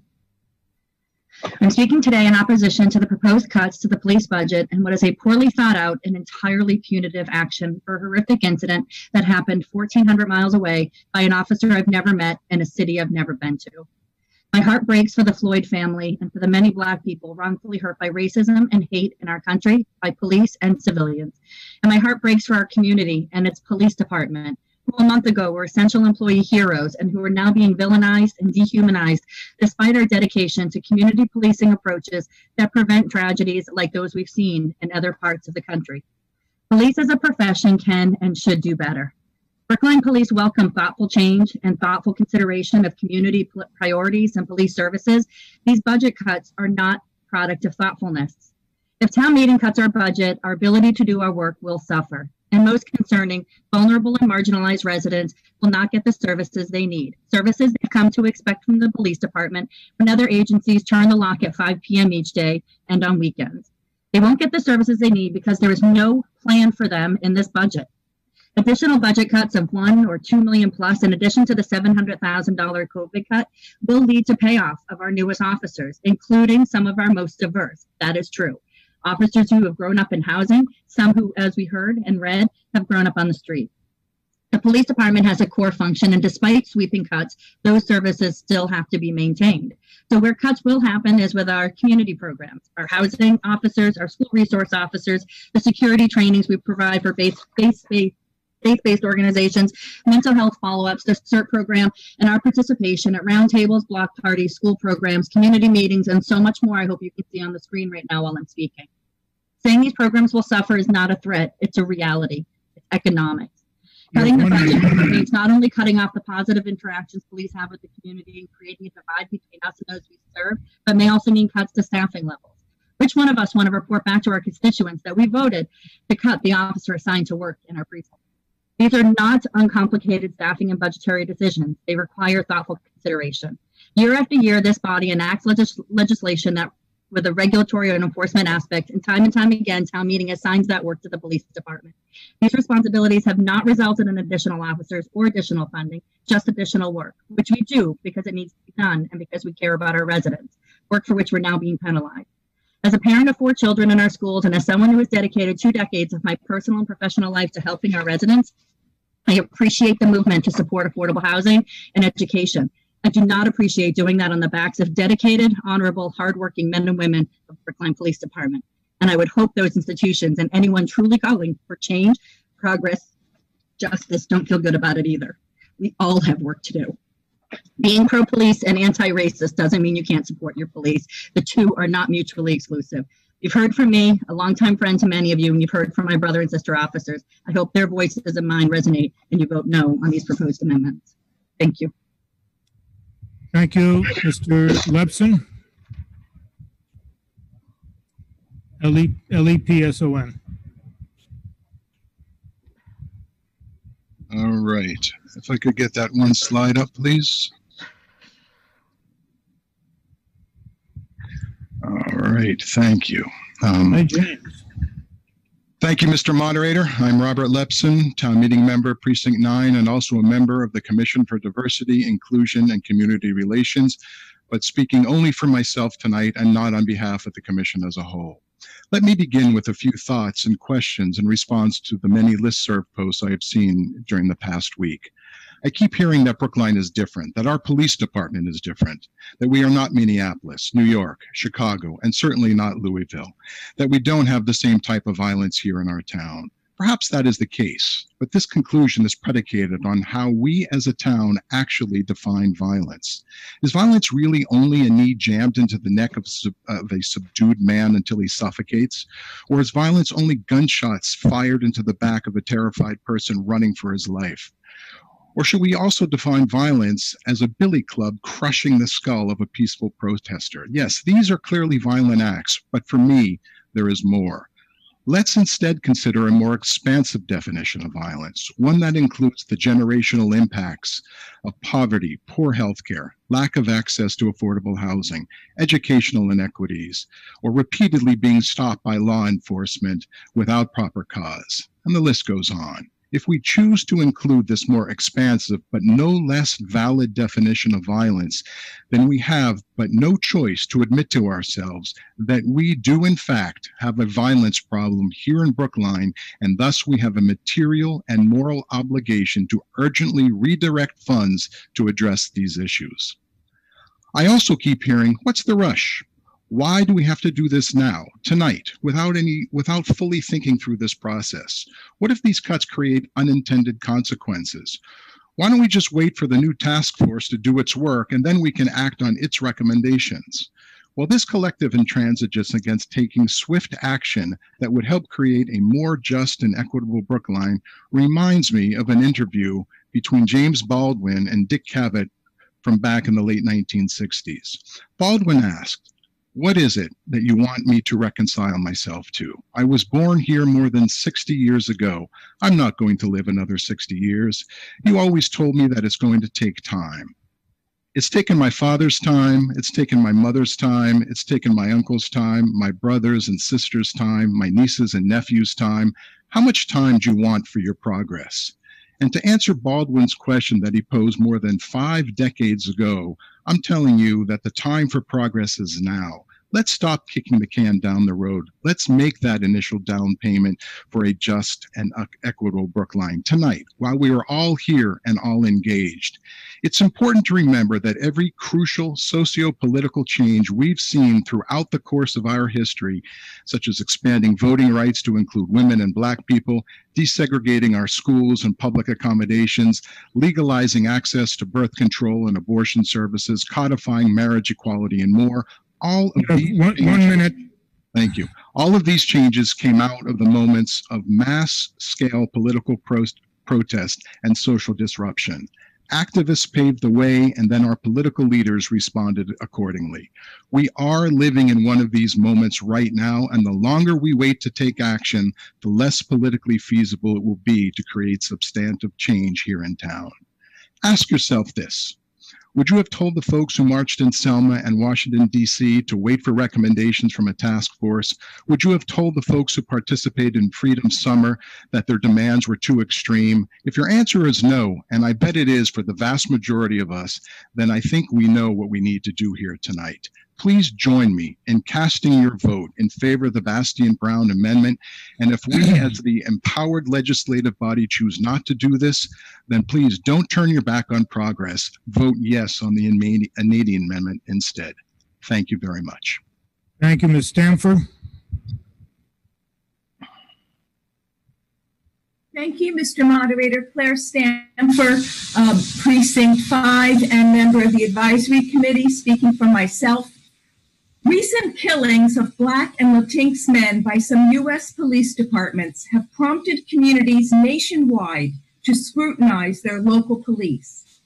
In Brookline, all of us, including our police chief, support a task force to determine afresh how the Select Board, as Police Commissioner of Brookline, should define and monitor the duties of the police. The Select Board AC motion funds a community engagement specialist who can give a voice to those in our community who are afraid or have difficulty speaking up in public meetings, but who have special needs that we need to hear about. Proponents of amendments to drastically cut the police budget have claimed, quote, cuts to the police may create some inconveniences, unquote. Is it merely an inconvenience if ongoing programs that strive to serve the most vulnerable and isolated in our community are suddenly eliminated? Is it merely an inconvenience if someone feeling suicidal at 2 a.m. on Christmas Eve gets told to make an appointment with psychiatric services rather than be seen in minutes by a specially trained police officer? Their allocations of funds, while worthy, have not been developed through a public process that meets open meeting law requirements and considers all the diverse needs of our community. We are hearing from many in Brookline that feeling safe in their homes and town are among these needs. The community action goals of our police are the same as 3 proposed by the Equal Justice Initiative. 1, help those in crisis or distress who pose a threat to themselves or others, who are severely mentally ill. Quote, few 1 minute. Provide the training needed, but our department does. Live in the community and create a diverse workforce. Our police do strive to achieve these goals. 2 of our just hired officers are a white woman and a Black man, and 2 from the previous class are a Black woman and a Latinx man. All of them grew up in Brookline public housing. They want to be police officers in their hometowns, but drastic budget cuts will deprive them of that opportunity. Mandatory bias training on race, mental illness, and other vulnerable populations, including those suffering from addiction and dependency, also was recommended. Our police already do this and teach these best practices to other police throughout Massachusetts. Let's make sure that we can fund these necessary services. Don't make cuts that take help away from the most vulnerable and most isolated and voiceless in our community. Vote favorable action on the Select Board AC amendment and no action on the others. Thank you. Thank you, Mr. Epstein. Thanks to the moderator, Sandy, and thanks to the town meeting members for hearing me out tonight. I'm a longtime resident and a 20-year social worker at Brookline High School. I'm also the co-founder of the Brookline Teen Center. I know how many folks are going to speak tonight, so I'm going to keep it brief. I support the Brown-Bastion Amendment, and here's why. In a time when the available funds with which we have to make up our town budget have shrunk in a frighteningly stark manner, we inevitably have to make truly difficult choices. I believe that the benefits of using these specific funds for social work, housing, and other town programs outweigh the negative impact of the cuts to the police department. In recent days, and even tonight, many members of the police department and other residents have made important points about how budget cuts may adversely impact recent leaps forward in the diversity of our police force. That would be a truly unfortunate and devastating development. But rather than accept that as an inevitable consequence, I would argue that the decision makers who allocate the police budget must work to avoid that outcome. If they place as high a value on having a diverse workforce as we do, then they should look elsewhere to make the necessary cuts. And if they are hamstrung by civil service laws or other legalistic and bureaucratic intricacies, then I would boldly state that those systems should be the next ones up for deconstruction and reimagining. I already mentioned I'm going to keep it brief, but I actually do want to use a slice of my remaining time to praise our police department. That's how strongly I feel about the folks from BPD that I've worked with throughout my career. Social workers in schools, if we're doing our jobs correctly, have to work closely with police officers all the time. Without fail, the officers and supporting staff from BPD with whom I've collaborated have been incredibly dedicated, empathetic, effective, and hugely helpful. I have many of them on my speed dial. My students from all different backgrounds would tell you themselves, if they could speak here tonight, that they trust and appreciate these officers. At the high school, at the teen center, and out in the community, these officers are worth their weight in gold in terms of building goodwill and community cohesion. Why in the world, you might be wondering, would someone who is heaping such praise on the Brookline Police be speaking tonight in favor of the Brown-Bastion Amendment? Maybe Sandy has lost his fastball and erroneously put me on the wrong side of the ledger. No, that is not the case. I am for the amendment because I think we can have both a safe and responsibly policed town and a progressively funded cadre of staff people working to close the holes in our safety net and tend to our neediest neighbors and friends. Talking to police officer friends of mine, evaluating statistical data about comparable communities, and using my own common sense has led me to conclude that we should be able to maintain a safe community, even with this cut in the police department. And I'm obviously biased on this next point, but I do believe that social workers are game changers when it comes to helping kids and families overcome incredibly difficult challenges and changing life trajectories. Adding person power to our department will pay exponential dividends for this town. I urge you to join me in voting for this amendment. Thanks. Thank you. Officer Walker. And ladies and gentlemen, I'm sorry to keep interrupting with reminders of the time, but we have a huge number of people who wish to address these issues, and I need to keep you on your to your allotted time, and you've been very good about that so far. Officer Walker. Good evening. Man. Hello? Yes, we can hear you. All right, sorry there. Officer Walker, Brookline Police Department. Thank you for the opportunity to address you all one last time before such a critical vote. I have written 2 letters, as have many members in my department. I have also had discussions with some of you, both in support of the police budget and those in favor of the amendments cutting the police budget. I understand the desire to do something in response to the tragedies and misconduct seen all over social media and beyond. I understand the need to stand in solidarity with marginalized and oppressed populations. However, punishing yourselves and your neighbors for the misconduct of people who have probably never heard of Brookline is irresponsible. A no vote on the amendments to the police budget is not prioritizing law enforcement over education. It simply allows the Brookline Police Department to continue to be a progressive department while maintaining the level of service our residents deserve. The Brookline Police Department is by far one of the most progressive and inclusive police departments in the country. Since 2014, the Brookline Police Department has taken it upon itself to grow and change in response to trends in this country and to better represent the community. The department bolstered its ranks with officers of color. Since 2014, the Brookline Police Department has recruited and hired 14 minority police officers. Prior to 2014, there were 10 minority officers employed by the department. In 2016, for example, my coworker's father mistook me for him because he was unaware that there were more than one young black police officer working for the Brookline Police. Furthermore, the department mandated mental health training for all its officers. The department provided mandatory racial bias training.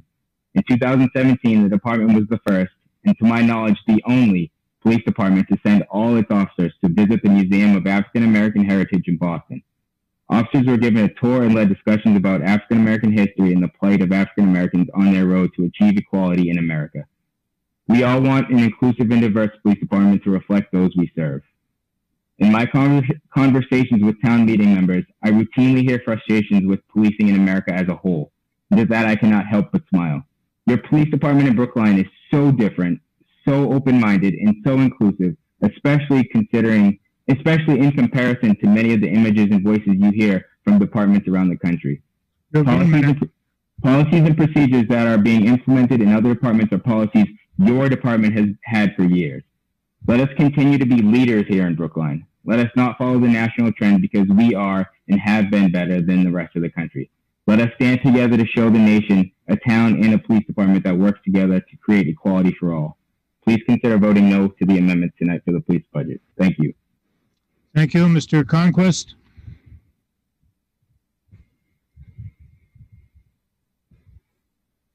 Can you hear me? I certainly can. Thank you. Okay.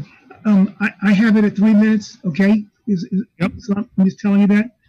You should also tell us who you are. Arthur Conquest, town meeting member, precinct 6. I apologize for that. 24th of May, 2007 will remain seared in my mind for the rest of my life. Approximately 20 Brookline residents were participating in a ZBA meeting in the 5th floor auditorium at Town Hall. A female town meeting member from Precinct 6 was engaged in a discussion with a white male ZBA member who was acting totally unbecoming as a person representing town government. While watching their interaction, I politely asked the man if he could be more respectful when interacting with the public. His response to me was, and I quote, "I can do what I want," unquote, at which point he went right back to lambasting the female town meeting member.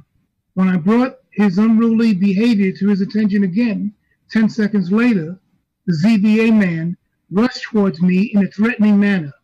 I stood my ground, at which point he stopped 6 inches from me and said, and I quote, "I can call the police," unquote. I replied, "You can call the Pope." He turned to town council and the director of development, both white females, who were standing 4 feet away, and said, "Call the police." I took the elevator to the 1st floor, and as I exited, I saw 4 police officers entering the elevator that would have taken them to the 6th floor. One of the officers charged towards me, except the female town meeting member who was with me threw her hand up in between the officer and myself, which caused him to go completely screaming berserk because he had been touched. He screamed at the top of his lungs at me and asked for my name and where I lived. When I told him 115 Tappan, He asked, "What apartment?" I responded, "I own the house." No exaggeration here. He turned on his heel and walked out the front door of town hall. 1 minute.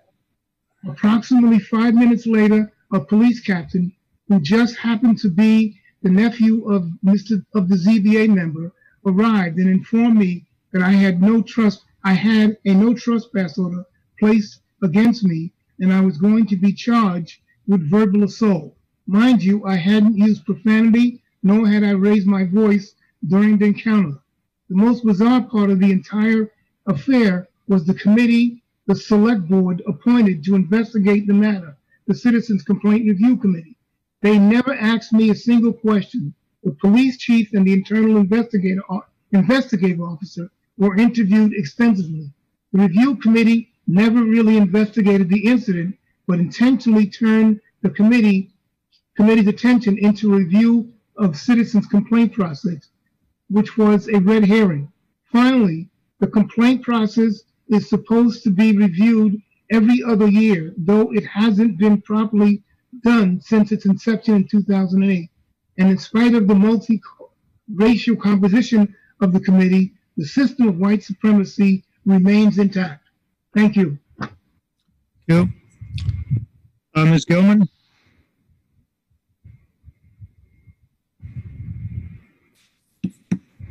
Thank you, Mr. Moderator. Jane Gilman, Precinct 3.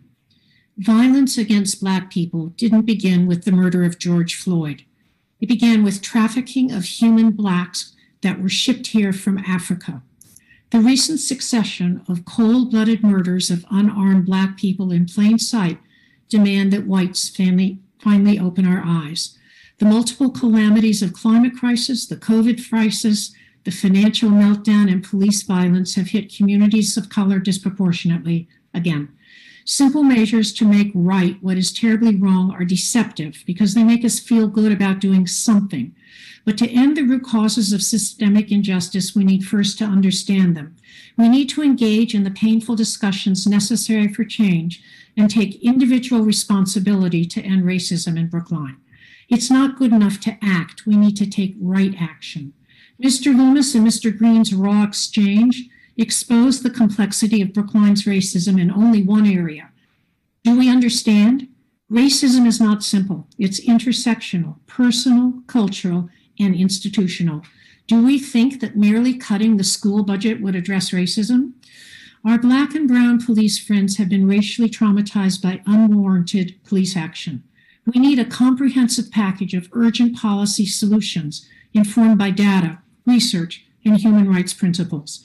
Rushing into ill-considered budget cuts disrespects the pain and suffering caused by white oppression in our community.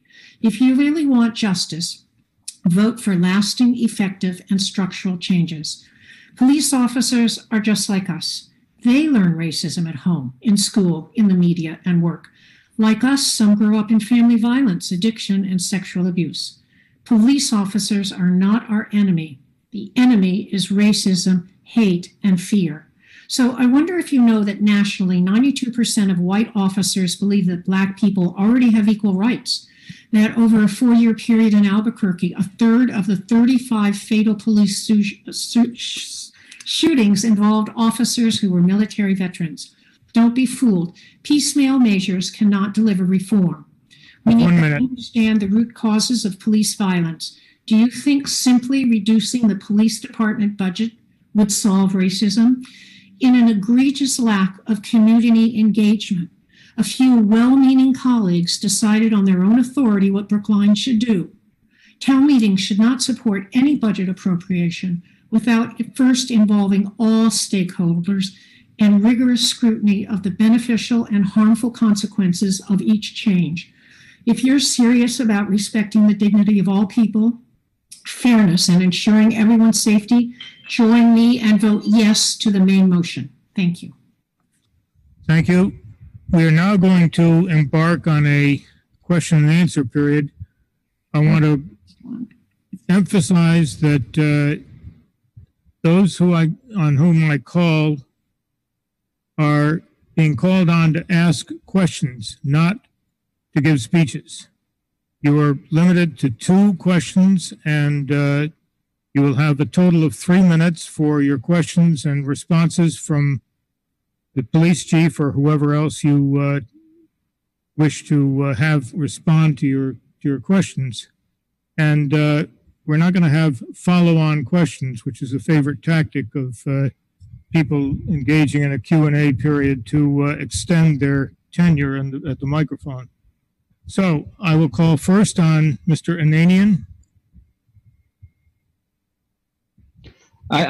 Thank you. I'd like to thank the chief for answering my questions via email previously. His responses were included in my presentation and the presentation of the condition of appropriation earlier. I'll yield my time. Thanks.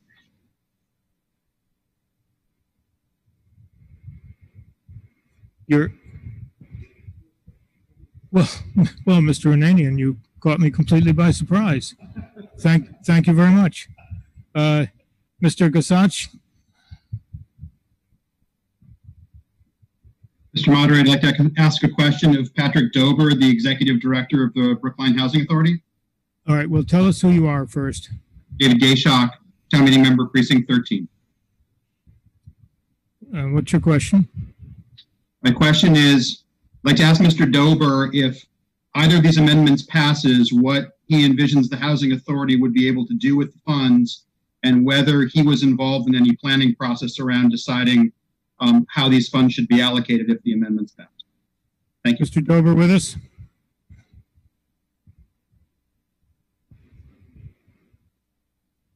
D-O-B-E-R.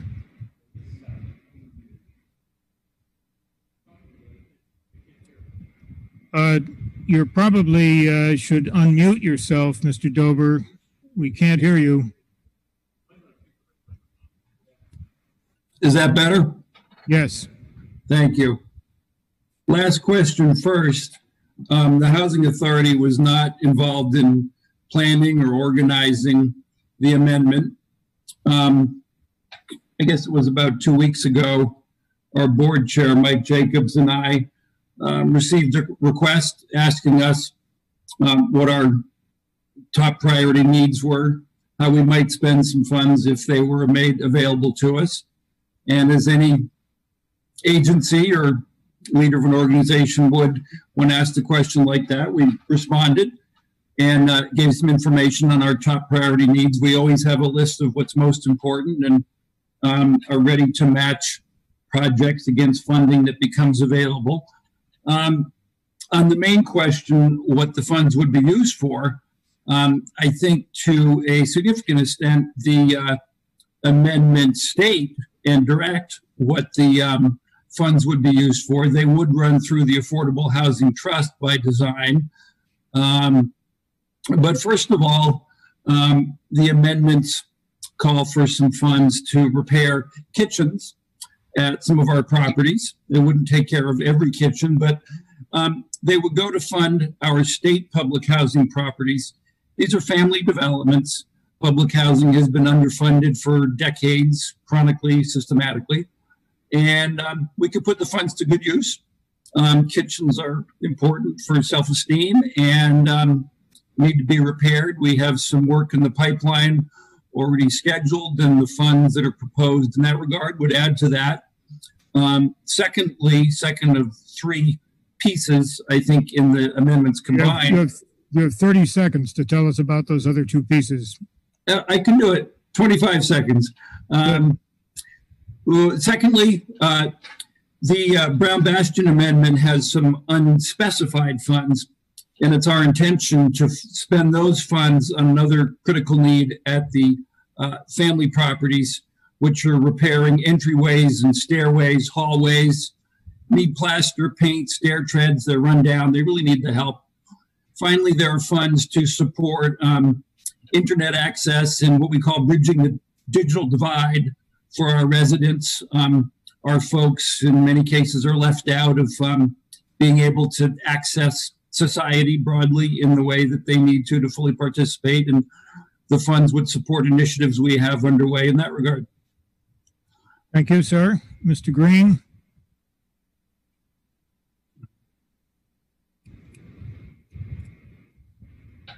Yes, I have a question for Chief Lipson. let's not forget to announce your name and. I apologize, moderator. Bernard Green, I'm chair of the select board. I have a couple questions for Mr. Lipson. First, it's been alleged that you're able to make 10% cuts to your budget without making cuts to personnel. Could you explain this? Is this accurate? Is there more to the story than that? And secondly, if you lose an additional $1 to $2+ million from your budget, could you explain its impact on 911 calls, but also specific services provided by the police? And I'm specifically interested in diversion of youth from the criminal justice system, mental health calls, and domestic violence follow-up services. Thank you. Chief Lipson. Good evening, everybody. Andy Lipson, Chief of Police. Thank you for the question. Under the 10% that's been talked about quite a bit, the last thing I want to do is lay off these 6 recruits that recently graduated from the Northeastern Academy. They're a diverse group. They've undergone the best and most progressive training that's available really to police officers anywhere. It's going to be difficult, and I will do everything in my power not to have to lay them off, but the effects on services will be great. There's been a lot of talk about 9 vacancies that we have in the police department, and those vacancies are not just allotments that can be shifted somewhere else. They're funds. And what they do is they cover programs that we have when we don't have officers in place to fill them. They're the important programs that we do. We expend overtime on programs like our Walk and Talk, our Family Service Unit, our Jail Diversion Program. And, well, what does that mean? If we don't have those funds, the officer who schedules an appointment with somebody who's in need of service, a follow-up, a hoarding situation, an elder affairs situation, they get pulled, and they get pulled to fill a sector and answer 911 calls. And without them in those important roles, our community will suffer. Thank you. Any more questions, Mr. Green? You've had your 2, actually. We'll proceed to Ms. Vogt. Marissa Vogt. Yes, hi, my name is Marissa Vogt. I'm a town meeting member for Precinct 4. I have some questions for Chief Lipson. We've heard these budget amendments being described as a way to right-size the police department, and we've also seen some comparisons of how Brookline's police budget compares to some neighboring towns in terms of the spending per resident or the number of police officers per 10,000 residents. Could you please comment on where you think Brookline should be in this sort of analysis? Because it seems like right now we have more police officers and we spend more money than some neighboring towns like Somerville, Newton, Lexington, Arlington. Thank you. Thank you, Andy Lipson, Chief of Police. I've seen some of the differing arguments that have been going back and forth on the emails about the statistics and the comparisons. I don't think Lexington or Wellesley or some of these other communities we're talking about way out in the suburbs are a good comparison. Some of our closest, Newton's an okay comparison. We're pretty close to where they are. We all obviously border Boston on 3 sides, and we're way behind where they are. We're a little behind Quincy. We're a little behind Waltham, which are kind of comparable communities to us. If you look at our budget per officer, it's $124,000 approximately. It's way lower than a lot of these other communities. The number of officers per 10,000, we're in line with Quincy, Cambridge, Dedham, Everett. We're right in the ballpark of these areas. The services we provide, the level of safety in town, our staffing has allowed us to do these things. Crime has gone down year after year after year. It's a little bit up this year so far, and I'm concerned about what's going to continue in the year with COVID and some other influences. I don't think we should be drastically reducing our police department. Thank you, Ms. Park.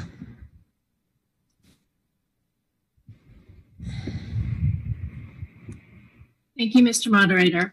My name is Susan Park from Precinct 2. And my question for Chief Lipson is, how will you continue to support officers of color in your department in years to come? And then I also have a question for Mr. Dober. Chief Lipson. Thank you, Andy Lipson, Chief of Police. The diversity within our department has been growing over the last several years, as you've heard. We have more and more diverse officers, and our challenge is career development and getting officers of color into ranking positions.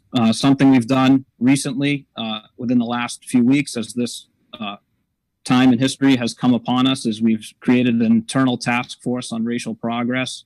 You've heard from Officer Walker. You may have had letters from Officer Pilgrim, Officer Wright. There's some of the officers that are involved in this. We've been meeting, and those officers have been empowered by me to recommend changes within the department on how we can do a number of things better, both in how we provide services, but also in our career paths and our career development for officers of color within the department. Okay, thank you. And then for Mr. Dober, my question is, where else do you get funds to help affordable housing for rundown units and apartments? Dober. Right. Thank you, Ms. Park. The Housing Authority is a creature of state government as well as federal government, sort of a hybrid. And therefore, we receive our funds primarily from two sources: from the federal government, from the Department of HUD, and from the state housing department. We also receive some ongoing support from the town of Brookline, supplementing those funds, which we appreciate, typically in the form of an allocation of the town's community development block grant funds, which, as a matter of fact, were just granted last night for the most recent fiscal year. And then when it comes to big development projects like our Dummer Street or 61 Park project, there's typically several $1 million from the town that comes from the Affordable Housing Trust and the inclusionary zoning funds and free cash funds that they control. So it's an amalgam, and we're always on the lookout for additional funds to support the work we do. And I just wanted to say briefly, I think it's important to echo a point that Paul Epstein made a while back. While we're not an advocate or a sponsor of the amendments, we really appreciate the consideration for additional funding. We've been underfunded for so long, but we would be remiss if we didn't recognize the value of the men and women of the police department and the community policing collaboration called the Walk and Talk program, been in place for 30 plus years, which really effectively serves the Housing Authority's residents and staff. Thank you, sir. Ms. Silbo.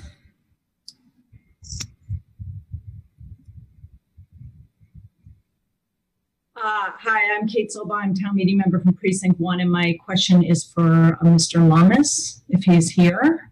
He is not, but ask your question. Dr. Marini? Is he here? Well, ask your question, and I'll call on somebody to respond to it. Okay, so it's really a school department question. It's two questions. One's about the social workers, and the second is about the ECS positions.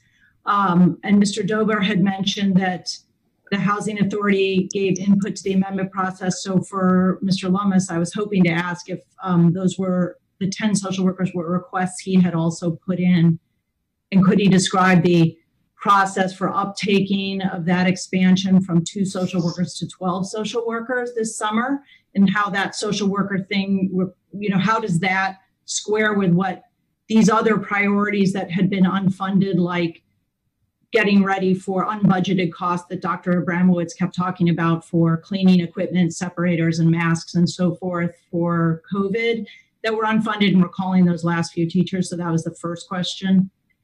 And the ECS. Let's see if Dr. Marini is prepared to respond to that. Dr. Marini?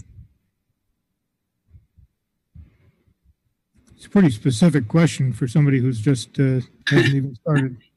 Well, I actually begin work tomorrow in Brookline, and so I would actually ask, with the moderator's permission, for Mary Ellen Norman, who would be able to speak to that more directly.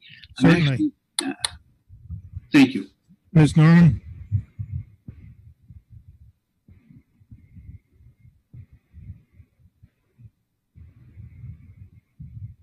Hi, good evening. Mary Ellen Norman, Deputy Superintendent for Administration and Finance. My knowledge is that the school committee has not actually received and or deliberated any of the proposals with regards to the social workers. Is correct that we have 2 social workers assigned to the elementary level. However, those are not the only social workers we have in the district. We also use our psychologists and our guidance counselors very similarly in different areas. So that piece, school committee has not had any deliberation on in a public meeting setting with regards to this proposal. With regards to the COVID expenses, those are being currently evaluated in terms of what our planning will be for next year, and there will be additional public conversations around what those needs are with the town going forward. So I'm afraid your time's up, Ms. Silva. Oh, no, but the second question was more important. Well, you've been on the floor for 3 minutes, and that's the rule. I'm sorry. Ms. Cunningham? I'm sorry, Ms. Albuquerque. Okay. Thanks, Mr. Moderator. In Albuquerque, Precinct 1. My question is to the Department of Public Health, Dr. Jett. I don't know if he's available. Go ahead. I know the health department has been working overtime on COVID issues, doing contact tracing, evaluating our case rate, and making recommendations to the town. The new budget starts tomorrow, and my question is whether taking on a new portfolio in domestic violence prevention and hiring a new staff member will make addressing COVID easier or more difficult. And do you have the bandwidth to do it now? And if the position would begin in November instead of tomorrow, would that make it easier? In addition, is this the way you would have chosen to spend this money? Or in other words, was hiring a domestic violence prevention person the very top of your department's wish list during COVID-19? Thank you. Jett? Dr. Smiley Jett, Health Commissioner, Brookline Public Health. So I would just start off by saying we have, as a department, tried to address domestic violence in-house. I would say we could do a better job than what we're doing right now. Our outreach has been very limited. Our programming has been very limited, as by the turnout. And also, one of the things that I think we could do better is make sure that we can work, develop the plans with individuals and families when they're trying to leave. But also, we have no shelter. Would adding a position to the department hinder COVID operations? I would say it would hinder our operations. We're in a hiring process of several positions right now. And I think the only thing that hinders our COVID operations actually is reopening, because we are doing all of our functions as a health department and still trying to respond to COVID. And I'm sorry, there was probably one more question that I missed. So, please feel free to ask it. No, I think you answered. Thank you. Mr. Warren.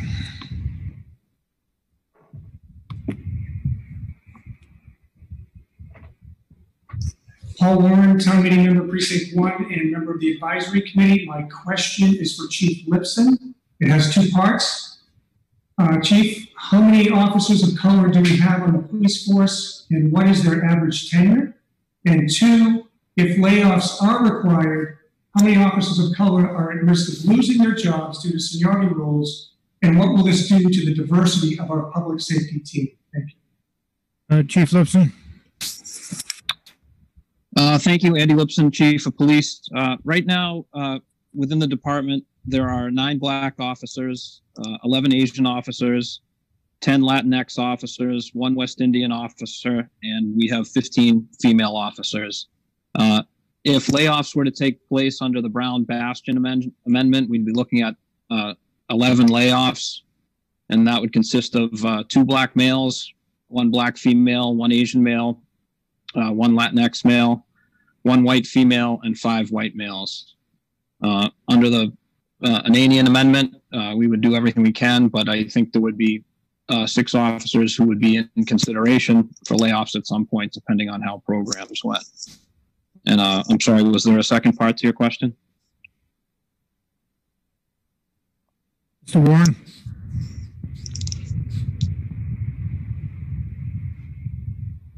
I guess not.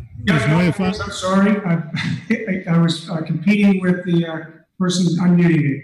Yeah, the second part would be, what would be the impact on the department to lose officers of color, that level of diversity, and your progress of trying to improve diversity? I know it's just not. Yeah. There's also, there's an impact of culture as well. Yeah, I think it would be a really tough hit on the department. We've done a lot to try and recruit officers of color lately. Some of that has played out. 4 of those officers that would be amongst the 11 layoffs, I think has been said before, grew up in or lived in housing at one point or another. So it has a really detrimental effect on the department. Laying off officers in general, it just would be pretty demoralizing. Thank you, Ms. Neuefeind.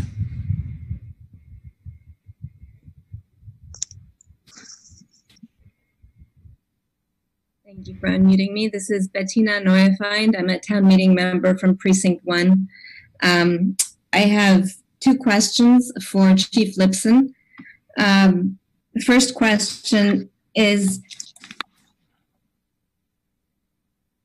it's been great to hear about all of the wonderful work that the police department is doing. Speaking specifically to the need for social workers for students, we have an unprecedented number of children who are experiencing trauma firsthand and who have been disconnected from their schools. And I'm wondering if you could tell us how the police department programs would reach the students in need of social support from social workers coming back to school in the fall. Sure, that's a great question. And let me just tell you a little bit about what our school resource officers have been doing during the COVID pandemic. Many of the people from the schools haven't been at work. Our officers have, and they've been spending their time trying to keep tabs on their kids, they call them, who are suffering, maybe have dynamics in their homes or otherwise that need services, and they've been keeping tabs on them, reaching out to them. Many of these kids haven't been heard from in the digital classroom, and our officers have played an important role in connecting with them. Our officers are also, as kids come back to school, the bridge between what happens outside of school and what goes on inside school. And our juvenile roundtable, our family unit are so important in, not just what the social workers see while the kids are in school, but most of the day they're out of school or at home. And we're a bridge to that. Thank you. And my second question is also for Chief Lipson, which is, what is your vision for working with the Reimagining the Police task force to address racial injustice? Specifically, what would be your position on something like a Truth and Reconciliation Commission structure to some of the incidents from the past and the many reports that we do receive from people being just stopped on the street, asked what they're doing, sort of treated just unequally, if not violently, on the basis of the color of their skin in Brookline. Yeah, that's a great question too. One of the biggest challenges, I became chief about 18, 19 months ago, and I knew coming in, one of the biggest challenges was getting people to know us and what we do, and then hearing from the community about, breaking some of those patterns from the past and kind of breaking the bind of the reputation that maybe we had as a police department, and how do you go about doing that? It's been challenging to get people involved in coming in, and we heard from members of the community that maybe there were certain people who were threatened and didn't want to come into the police station. We had done a bunch of open houses. So we went out and we had a community town hall meeting outside of the police station. And I thought it was pretty successful and a step in the right direction. It got set back a bit by COVID. We couldn't go and meet people in person. We've done a lot of programs starting with kids and youth. The YPI program sticks out in my mind, some of our summer camps, as ways of breaking those barriers. So the officers get to know kids in a social setting. So you're not just a person in a uniform. You're the person who's, doing an event together, playing team building exercises together, talking about situations like you're mentioning about the time you were stopped and what that felt like and learning about it from each other. So I think those are things that we rely on our community service officers to implement and to get more officers involved in. Thank you. Let's see. There's been a motion for the question. Is there I'll allow that motion. Is there a second? You can, the motion has been seconded.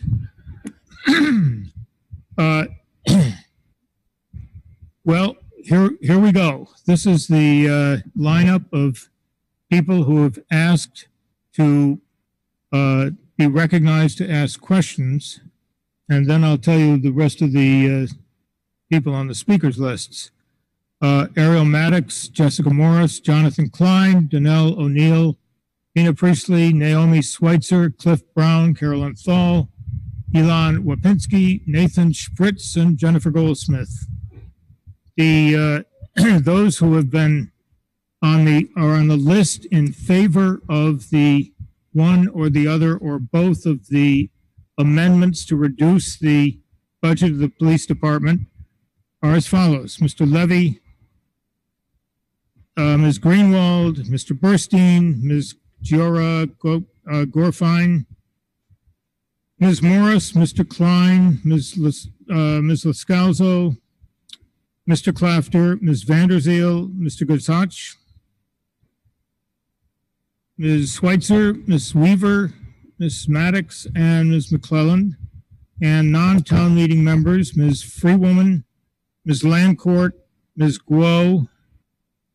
Those signed up to speak in favor of the advisory committee select board motion and against the amendments to reduce that budget are as follows: Mr. Rosenthal, Ms. Daly, Ms. Heller, Ms. Hamilton, Mr. Karen, Mr. Warren, Mr. Wyszynski, Mr. Gordon, Ms. Pelkey, Mr. Fisher, Mr. Benka, Ms. McNally, Mr.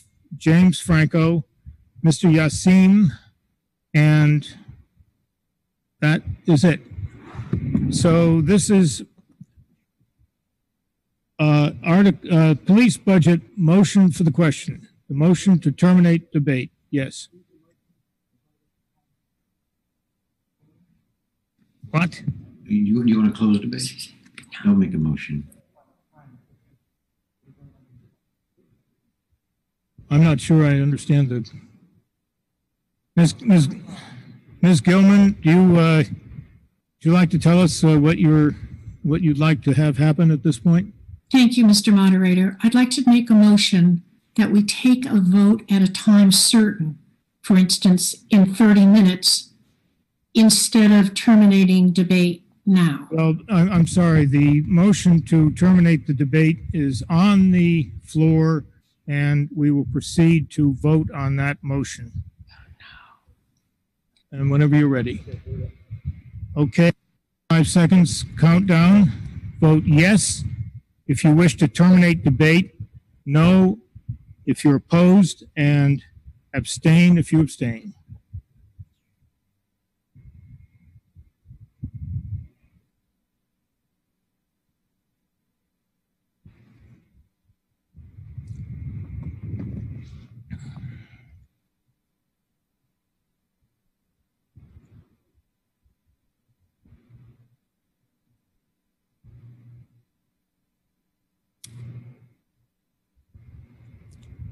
You have 10 seconds.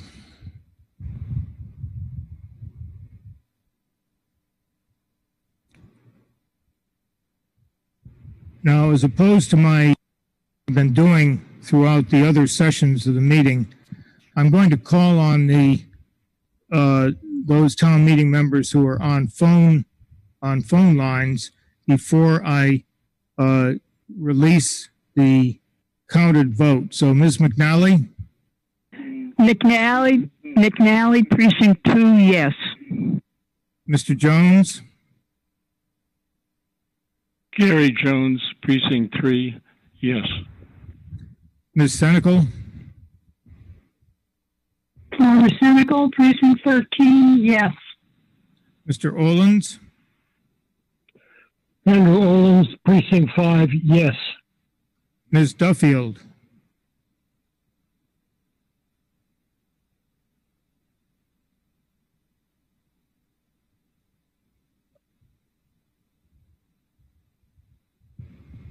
Okay, well, it's not going to matter. What's the count?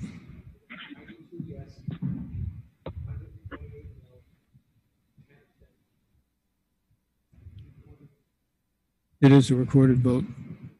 The motion fails by a vote of 96 in favor, 128 opposed, and 10 abstentions. So we will continue with the question and answer period. Ms. Maddox. Precinct. Thank you. Ariel Maddox, precinct 10. I have two questions. I've heard a number of comments about the work on diversity having been ongoing for quite a long time. And I want to get some clarity on why we don't have more senior officers of color then. And my second question is, when I was looking at the Brookline Police Department 2019 year-end review, I see our arrests of white is in the 40%, and Black and people of color is above 30, while that's only 3% of our population. Could I have some information about why that would be the case? Chief Lipson?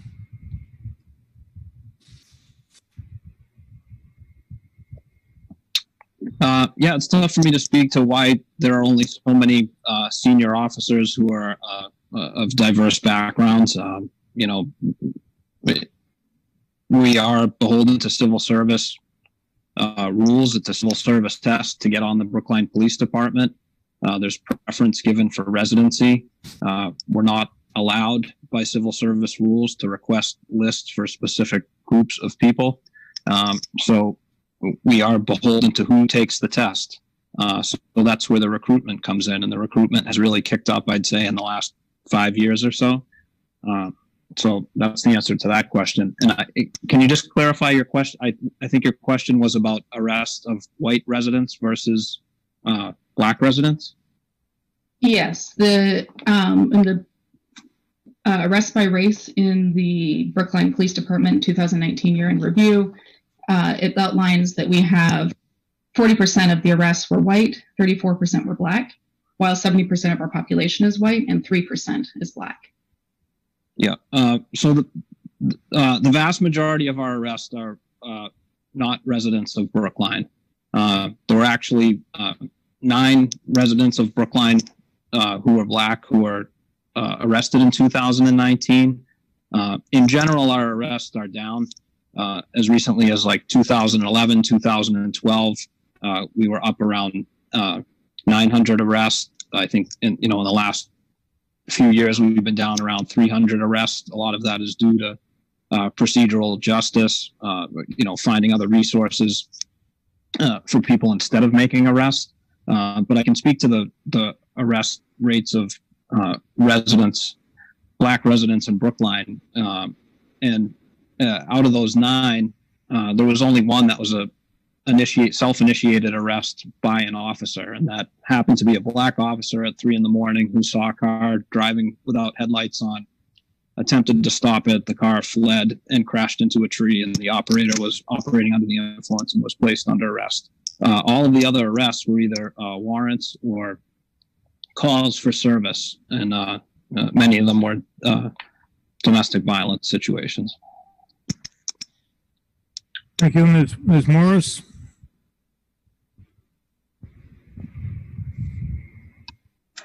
Jessica Morris, Precinct 10. My question is for a member of the school committee. Can you please discuss how this amendment aligns with school committee priorities? Mr. Perlman?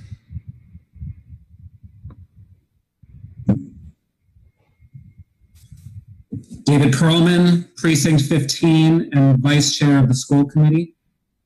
So our priorities in recent sessions have been to look at teaching to the whole child. And by whole child, there are 5 components to that. One is mental health, another is physical health, another is food, shelter, and education academics. So within the mental health category, one of the lenses, that's one of the lenses we would look at in terms of our priorities. We would look at adding social workers, guidance counselors, behavioral specialists. In physical health, we would look at additional nurses, PPE supplies. For food, we would look at increased partnerships with Brookline Thrives, Brookline Food Pantry, and the Brookline Housing Authority. For shelter, we would look at collaborations with the Brookline Housing Authority, with extended day, with enrichment programs, transportation. And for academics, we would look at planning, professional development, implementation of the remote learning hybrid model, and in-school learning, including BEEP, K-8, and the high school.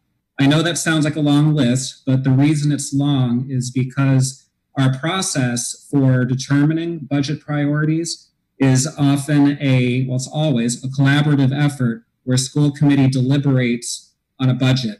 We've not had the opportunity to deliberate on what an increased allocation would look like in terms of how we would want to expend those funds. Generally, the superintendent would consult with building principals and with other stakeholders to recommend a budget to the school committee. School committee would then convene a public hearing to hear from other community stakeholders. And then at the school committee level, we would discuss what our priorities are. I'm just one member out of 9, so I'm not in a position to speak for all of us collectively, but that's the overall process. Thank you, Mr. Klein. Mr. Sandlin?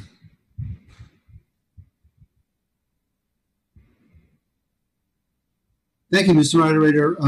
I move to close debate and call the question at 9:30 p.m. Well, at 9:30 p.m., I'll take that motion. Mr. Klein? Thank you. Good evening. Thank you, Mr. Moderator. I'm Jonathan Klein, newly elected town meeting member in Precinct 10 and also a member of the Housing Advisory Board. I have 2 questions for Mr. Dober. The first is, could you elaborate a little bit on the digital divide that you described and what impact that has on your residents and how important it is, why, if it's important, and why you think it's important that we address that? And then the second question is, can you say more about the Housing Authority and why it has such a significant shortage of financing and why your regular sources of financing aren't enough to address the very difficult conditions that we saw in Ms. Brown's presentation and why those conditions exist, why you don't have enough funding to deal with that. Mr. Dober? Yeah, thank you, moderator, and Mr. Klein. Patrick Dober, director of the Brookline Housing Authority. Again, first question first. The digital divide is what we think of as the inability or limited ability of our residents or low-income, underprivileged folks in general to use technology to navigate society, whether it's checking their children's homework or having their children do their own remote learning, applying for jobs, what have you. In order to bridge that divide, one needs not just internet access, but several things. A decent computer, some training perhaps in technological literacy, if you will, and then, backup public access internet computers, which we actually provide in our community rooms. It's something that's prevalent across low-income communities, certainly in our population. We haven't done a survey. The rough estimate is maybe a third of our residents have really limited ability to navigate and therefore limited ability to achieve self-sufficiency or pursue it. We have a number of programs underway to get after that. And so, we appreciate the proposal for some funding to work hard on that. It's not an easy effort.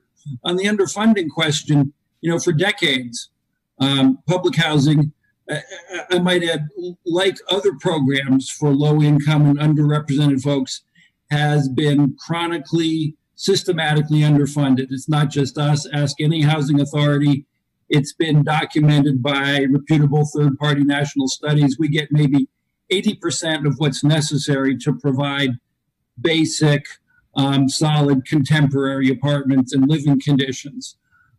Therefore, it is valuable when we have funds from the town, community development block grant, or otherwise to supplement what we do. Otherwise, we are just scraping and scratching to get through to provide basic, decent living conditions. Thank you. Mr. O'Neill.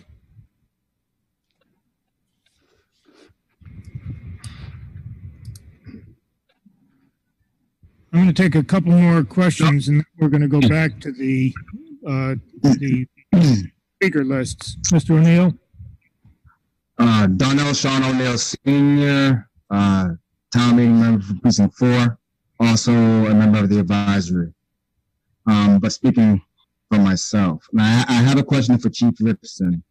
The chief said a couple of things about the new recruits keeping their jobs.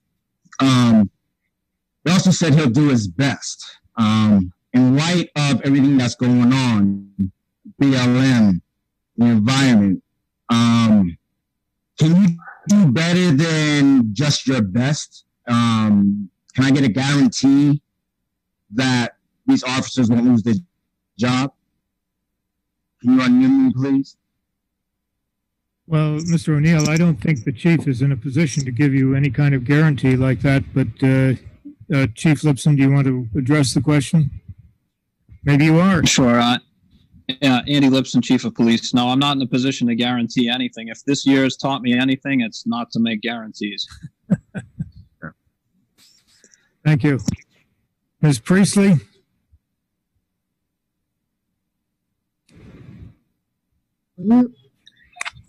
Hi, Vina Priestley, Precinct 4. So I have a question for the chief. So I know that I reached out to actually some of my friends that live in Brookline housing, and they kind of weren't in favor of the walk and talk. They kind of felt like they were under surveillance all the time. And their opinion was that they kind of wanted the police there when needed. They feel like the choice of having the officer there when needed was kind of taken from them because they're constantly parked on their street and they feel watched. Have you reached out and done a survey or anything to verify that this is what is wanted? I personally grew up in public housing, and it really was unsettling having an officer there all the time. Have they reached out to the public and asked if this is a want or is this like a necessity? So, Chief? Yeah, that's a good question. No, I have not reached out and conducted a survey. Our walk and talk officers right now, there's two of them, Tim Stevenson and Michelle Lawler. They work evenings, and the reception that they have gotten, the connection that they have to people in housing and the services they've provided, I've received really excellent feedback on what they do and how they do it.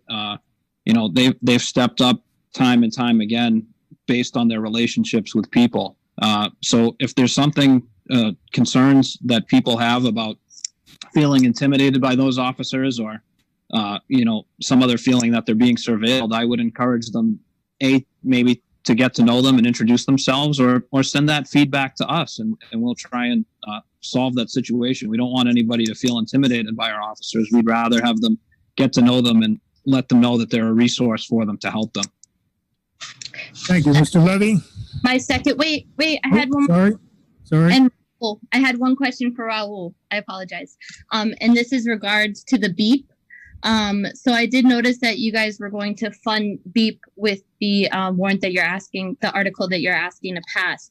My question is in regards to, we're taking in more families of low income and middle income, which means more vouchers.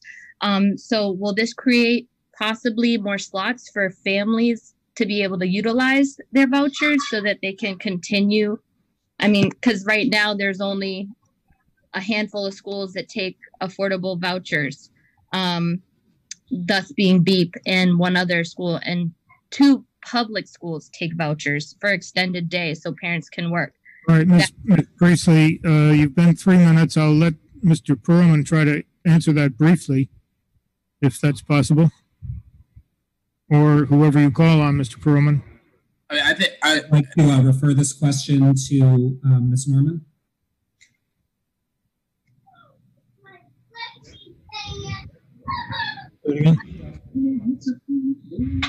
Mary Ellen Norman, Deputy Superintendent for Administration and Finance. Oh. With regards to financial assistance, the school committee has a financial assistance policy that does not require families to have vouchers or use vouchers for BEEP and BEEP tuition. So we would be encouraging families that are eligible for that, which is all posted on our website, to make that application through our financial assistance. As far as the number of seats that we have, those are always in flux. The school committee, the third item on in terms of funding, the school committee was not consulted around the funding, additional funding for BEEP, so they have not opined on and made a statement or any decision around that that funding source. Thank you, Mr. Levy.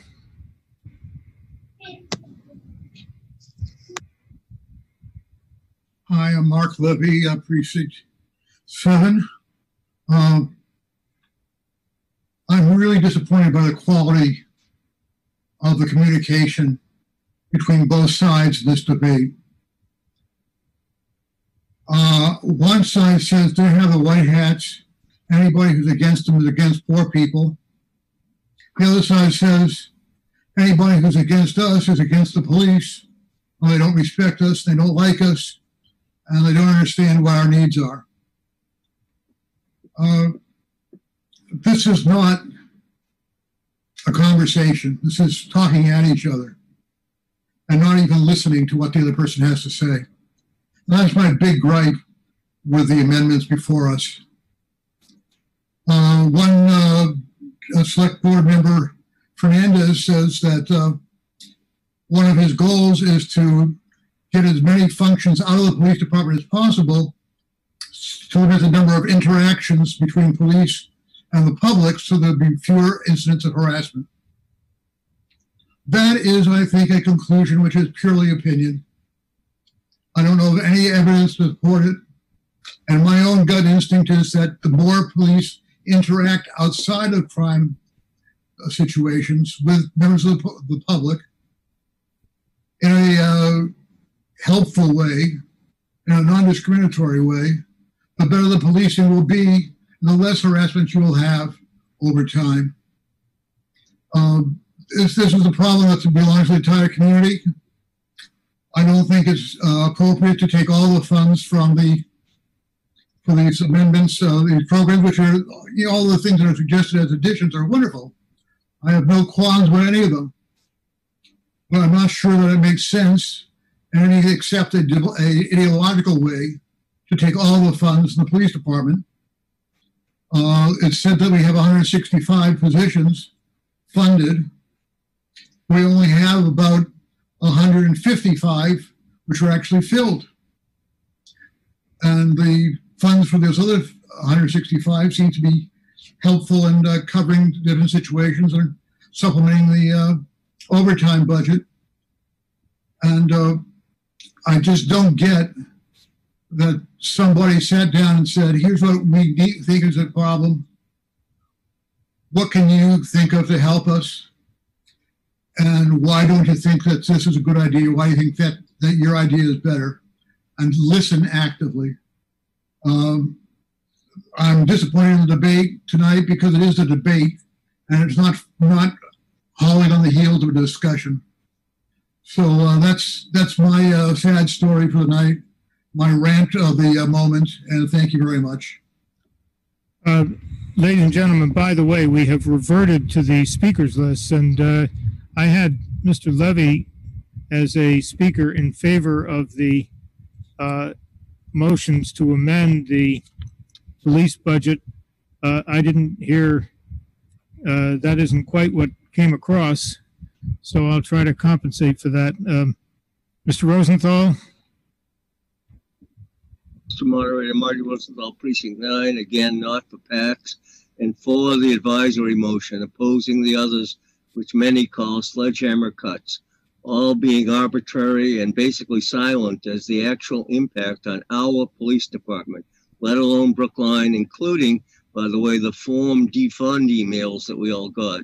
A Globe Ideas piece on Sunday said we need substantial, even radical reallocation of resources, but policing problems are complex and interlocking and won't yield to defund police slogan or hastily conceived 10% budget cuts. Getting it right will require a rigorous process. I was a 10-year public defender and ACLU board member when I was elected, quote, selectman, and then 10 more as a public defender and 6 as a statewide training head of that agency, with 2 Thurgood Marshall's Awards on the boards of Lawyers Guild, Association of Criminal Defense Lawyers, the Boston Civil Rights Coalition, Citizens Against the Death Penalty, and recently the Sentencing Commission. And yet I'm called by one important anti-racist activist an interloping racist fraud. I wrote 1987's Police Community Relations Report, which I still say is a blueprint. And by the way, our union fully cooperated in that. Chief O'Leary later embraced it, becoming the first in Massachusetts to keep profiling data. The report emphasized community policing. What is its core? Mutual respect. Reckless cuts erode that. With cases in every county and hundreds of lawyers seeking my advice, I believe there's no better sizable department. It's not perfect, but it's far from Minneapolis, Atlanta, etc. All their horrible incidents and our less horrible ones need attention, but not hyperbolic knee-jerk sloganeering. The form emails that we all got said things like, don't reward a department with 4 discrimination claims in 4 years. I called 2 of the people sending them who only knew 2, Officers Pilot and Z, whose settlements had, for their inflammatory allegations, 1 retraction and 1 admitting, quote, factual disagreement.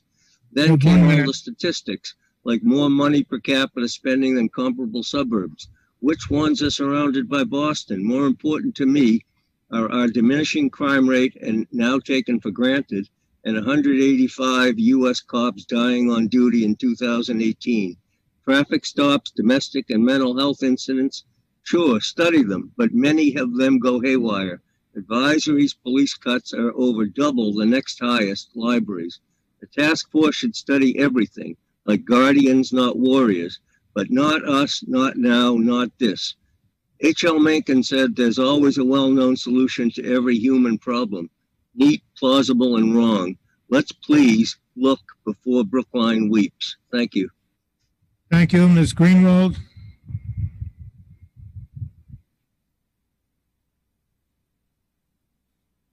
Good evening. I'm Ann Greenwald, Tony Meeting Member, Precinct 8.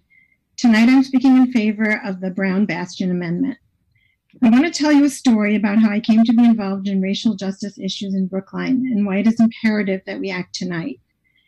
In 2016, the Racial and Economic Justice Committee at the Boston Workers Circle, where I'm the current board president, learned about the ongoing allegations of racism from a firefighter and 2 police officers. We investigated the cases and talked about what could be done in Brookline. We learned about GARE, the Government Alliance on Race and Equity. GARE has a toolkit that aids cities and towns to look at and change its policies through a racial equity lens. We decided we wanted to bring GARE to Brookline. In conjunction with other faith-based groups, we garnered public interest for GARE, collected signatures, and filed a warrant article. In the May 2017 town meeting, the Gare warrant article passed with an overwhelming majority.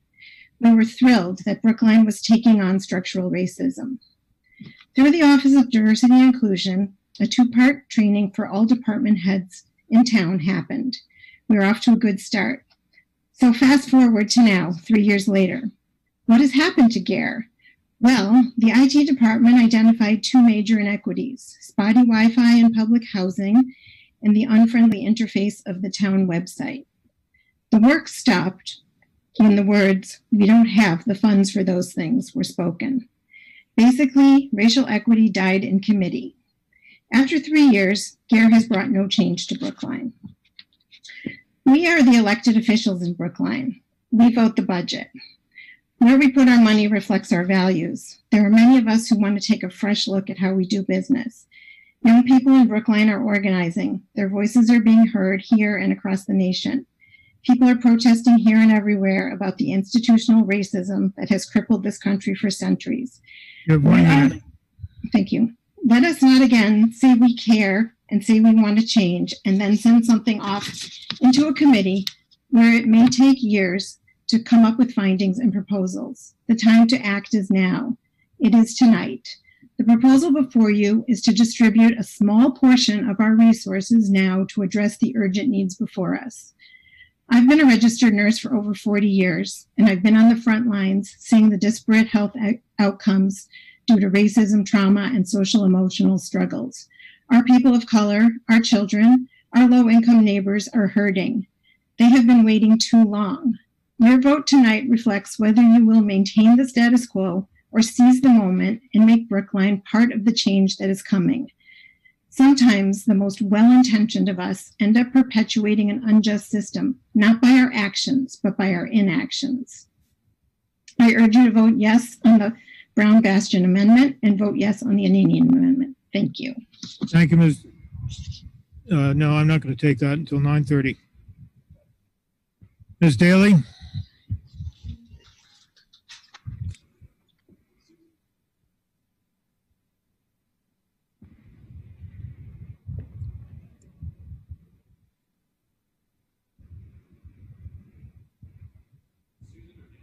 Nancy Daly. I'm trying to, okay. Can you hear me? Yep. Okay. I am speaking against the two amendments. Who are you? Sorry, Nancy Daly, Precinct 12, and a former member of the Board of Selectmen. I'm speaking against the two amendments to dramatically defund the police department. And it's not that I'm opposed to looking comprehensively at the police budget and seeing if we can rearrange things so that some things come out of police and move to other places. I support the idea of this task force, and I think that they can move expeditiously to come up with some other, possibilities. But what I am concerned about is these amendments that ask us to take huge amounts out of the police budget without giving us a real idea of what the effect of that is going to be. What exactly is going to be cut? What is the change in service going to be? There's some programs, for instance, one, couple people have alluded to this, but that I've been a big fan of. The police participate in a roundtable with the probation officers, the high school guidance counselors, and Brookline Community Mental Health, and they try to divert kids from getting into the criminal justice system. I think that's tremendously important, not only to those kids, but to us as a society as a whole. And I suspect that's the kind of program that might get cut when they're trying to simply respond to 911 calls. So I also think that these kind of dramatic cuts are the sort of thing that the community as a whole would like to participate in the discussion, and that we should do this when we have an opportunity to have real public hearings and have people come forward and say what they think. So I would urge people to vote against these amendments and support the work of the task force looking at the police department. Mr. Burstein?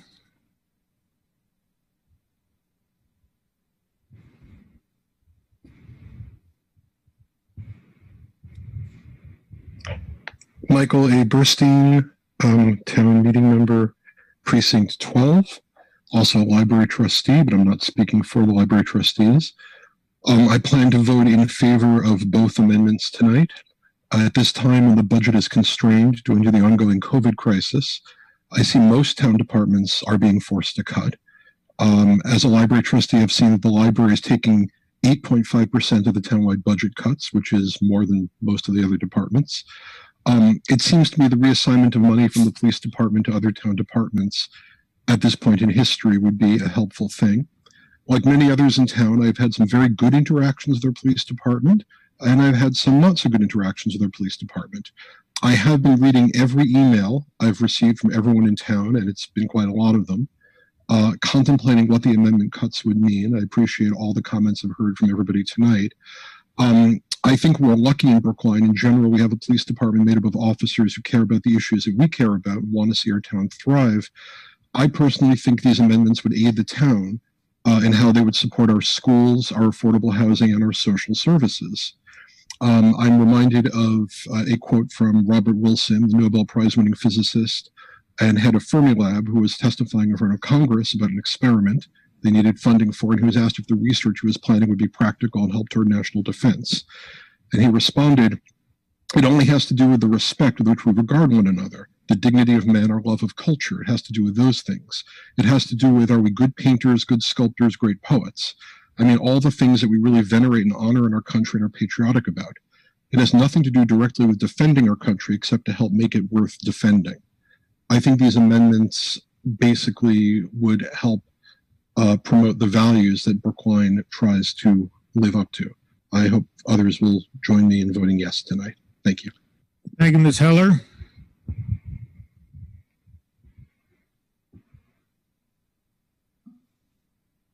Can you hear me now, please? Hello? Yes, you're fine. Okay, thank you. Nancy Heller, a select board member, but speaking for myself.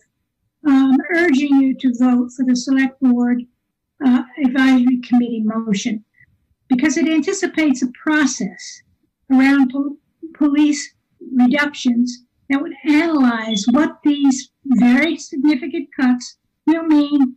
What services will the community lose? We want to understand if we lose services provided by the police department, how will we provide the services on a 24/7 basis by other departments? How soon would we be able to put these changes into place? Certainly not by tomorrow.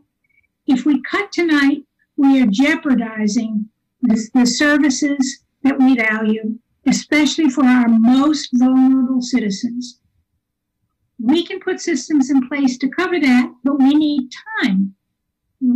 Not very much time, but at least a few months. Let's not cripple our police services before we understand the consequences.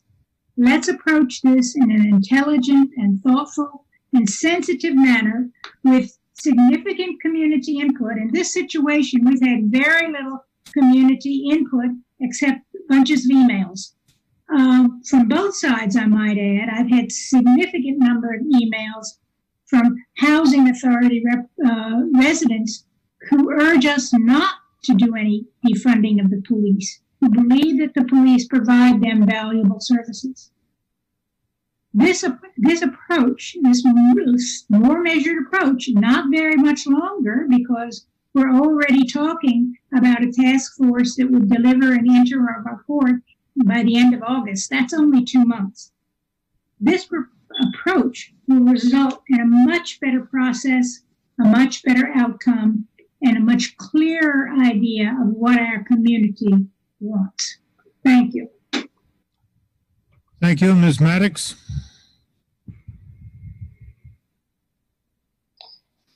Thank you. Ariel Maddox, Precinct 10.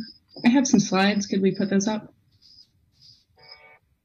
All right, I'll get started while we're getting the slides. What are our values? As a town, we have debated and voted on warrant articles that reflect who we want to be as a community. And now we have an opportunity and obligation to align our budget priorities with who we are and what we value. We are living in a crisis unlike any other in our lifetimes. We cannot afford to rubber stamp the budget and do things the way we did before the COVID crisis. We have to act now so that our budget priorities match our previously voted values and respond to the current crisis. Next slide, please.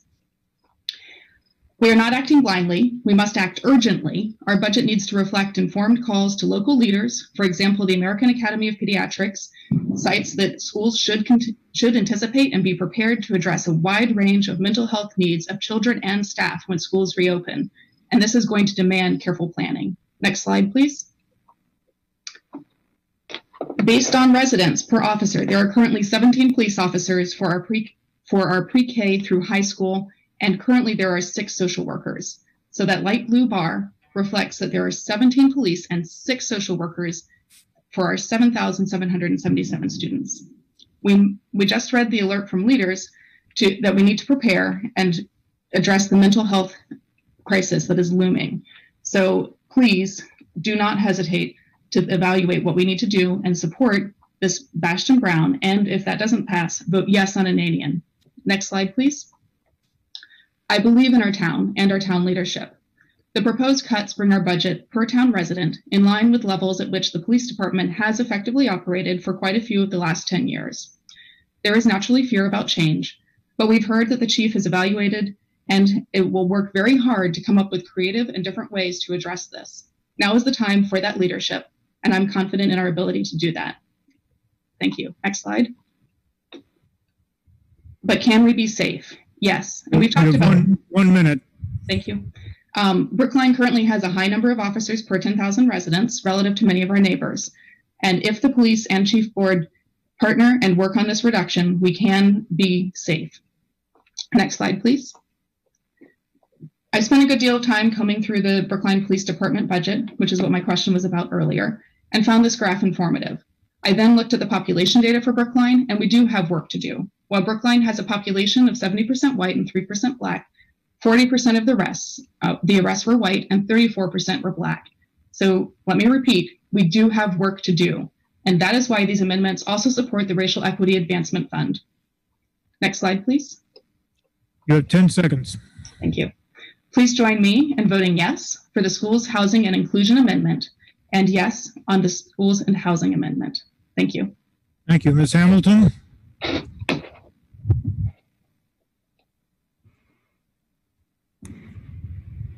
Thank you. My name is Heather Hamilton. I'm on the select board, but speaking for myself this evening.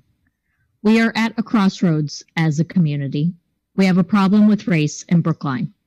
Each and every one of us has work to do to confront it, name it, and change it.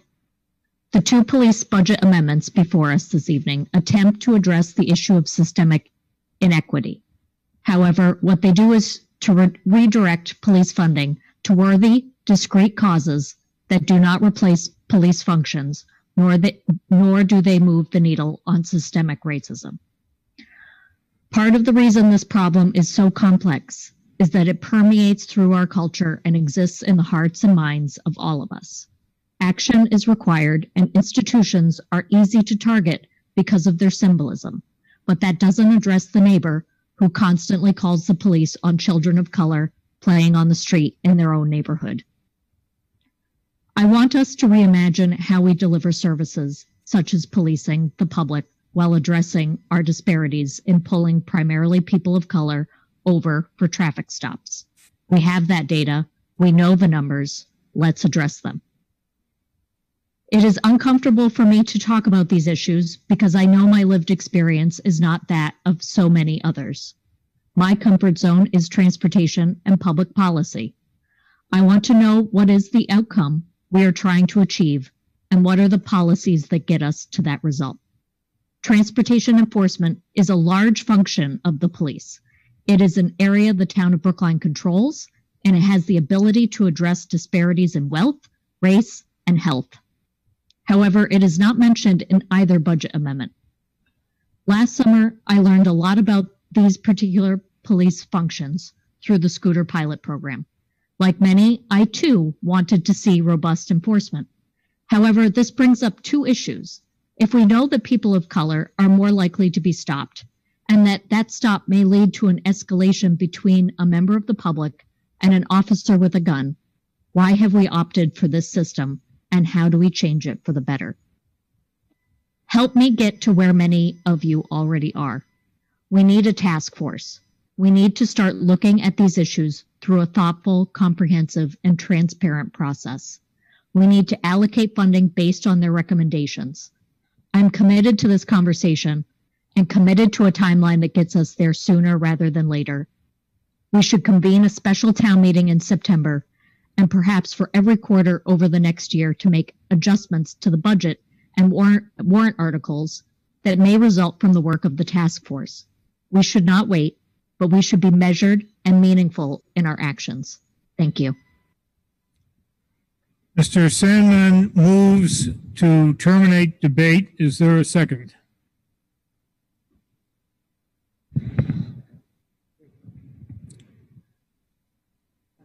The motion has been seconded.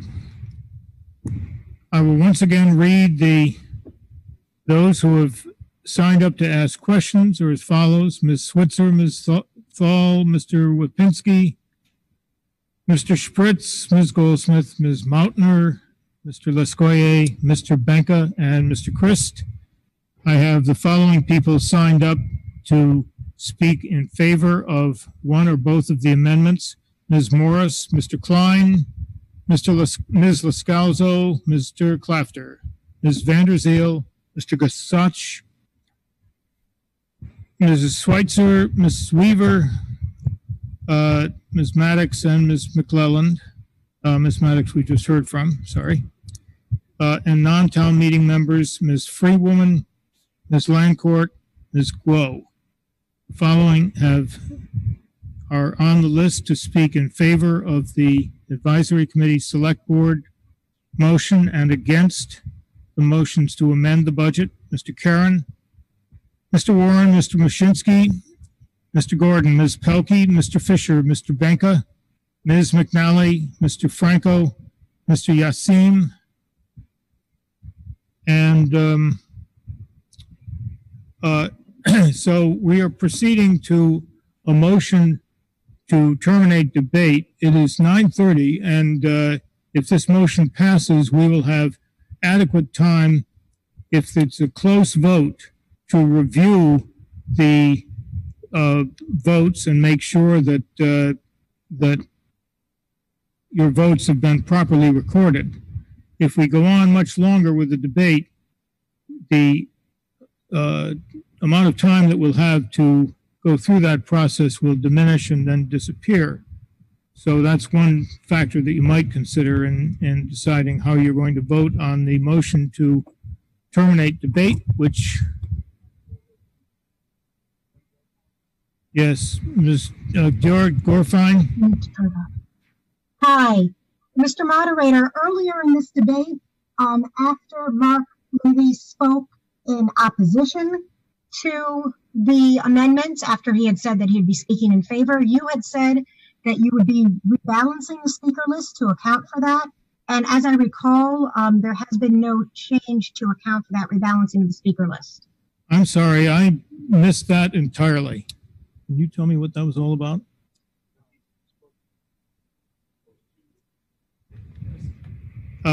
Well, no, we're going to proceed to a motion for, you're talking about Mr. Levy's.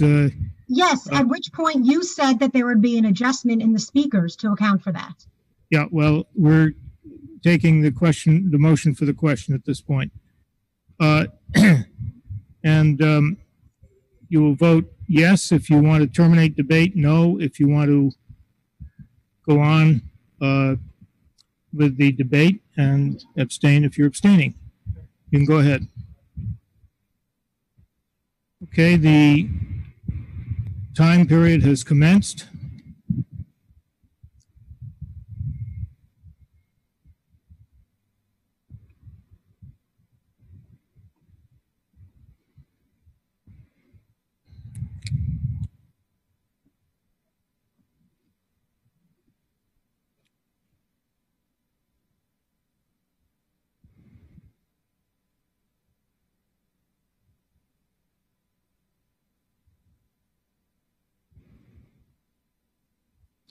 Ten seconds.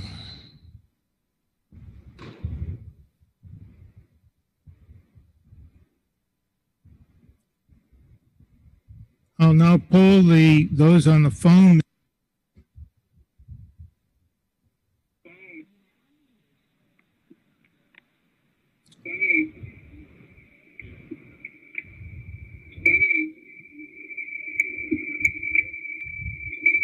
Ms. McNally? McNally, precinct 2, yes. Mr. Jones? Gary Jones, precinct 3, yes. Ms. Senecal? Ms. Senecal, precinct 13, yes. Mr. Olens? Andrew Olens, precinct 5, yes. Ms. Duffield?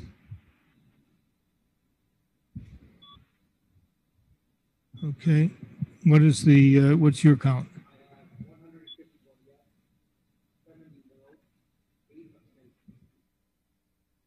The motion carries by a 2/3 vote, 155 in favor, 70 opposed, and 8 abstentions. So that brings us to the votes on the two motions to amend the police budget. We will vote first on the Brown Bastian motion on supplement number 15. If that motion passes, we will that will conclude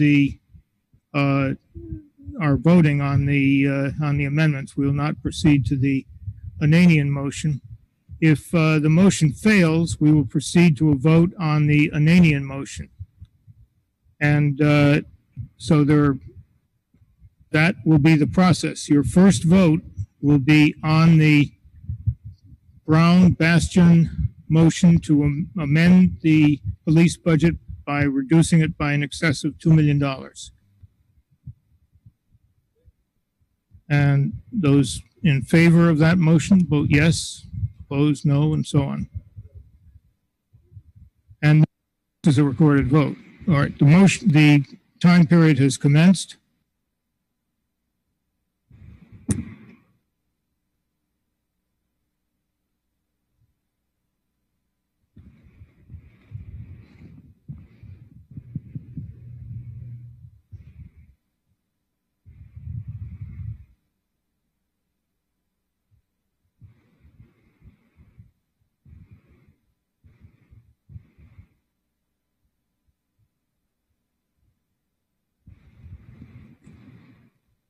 Ten seconds.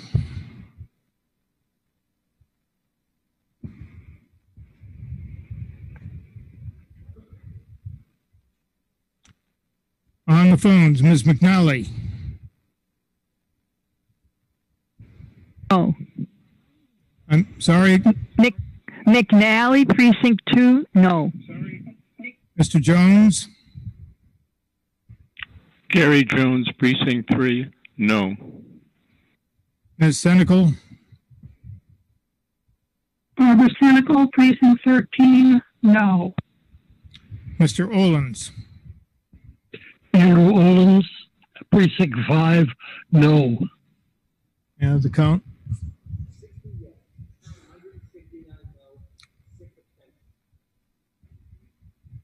The motion fails by a vote of 60 in favor, 163 opposed, and 6 abstentions. We now move to the, yes, and plus 4 on the phone.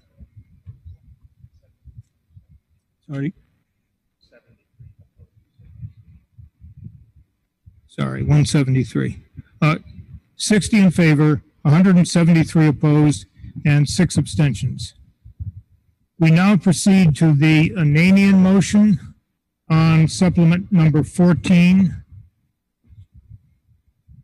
Here again, if you're in favor, you'll vote yes, no. Vote against the Ananian motion to reduce the police budget. And we're in the voting period, so please cast your votes.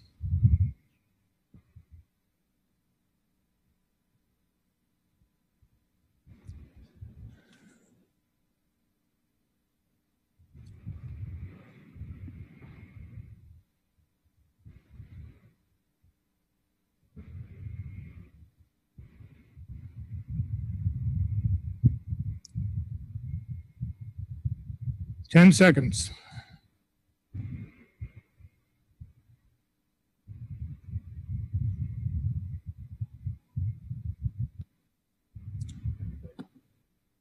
The voting period is over. Ms. McNally? McNally, precinct 2, no. Mr. Jones? Gary Jones, precinct 3, no. Ms. Senecal? Barbara Senecal, precinct 13, no. Mr. Olens? Andrew Olens, precinct 5, no.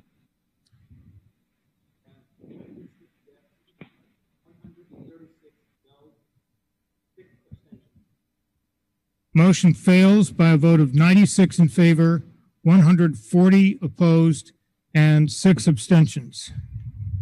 We now proceed to an omnibus vote on the budget as amended by the votes the other evening, but neither of the amendments considered this evening were successful, so that the motion is the advisory committee's motion on supplement number 10. And I remind you that there are a couple of changes in the statutory references in the in the bonding votes that didn't make it into this supplement that I will not bore you with right now, but will be in the statutory references will be corrected in the, well, I think I should. Item 63, the statutory reference is section 7, Bren 1 and 814 of chapter 44 of the general laws, and item 66, the statutory reference is to 7 Bren 1. So we're now voting on the budget as a whole. This is an omnibus vote. It will be a recorded vote. And if you're in favor of the budget, as we've considered it over the last 3 sessions, you'll vote yes. If you're opposed, no, and abstain. All right. The voting period has commenced.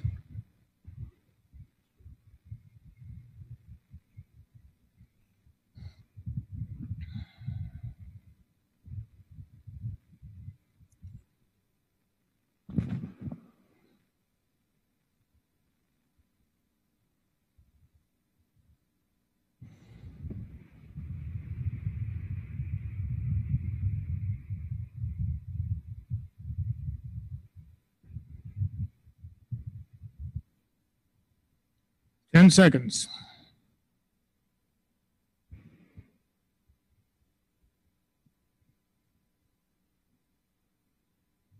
Voting period has lapsed. Ms. McNally? Yes, but... Mr. Jones? Yes. Thank you. Mr. Jones? Gary Jones, precinct 3, yes. Ms. Senecal? Barbara Senecal, precinct 13, yes. Mr. Olens? Andrew Olens, precinct 5, yes. And the count?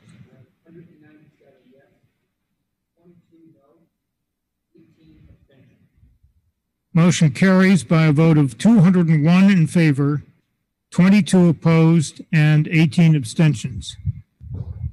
That concludes our business for the annual town meeting. And my compliments to all of you. The debates were conducted on a very high level. And I think that generally speaking, our experiment with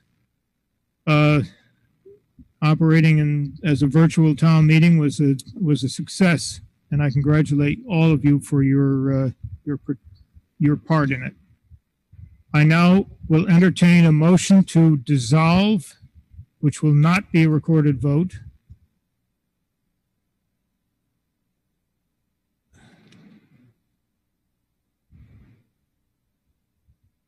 On there is a motion to dissolve. Is there a second? Motion is seconded, and the voting period can start at any time.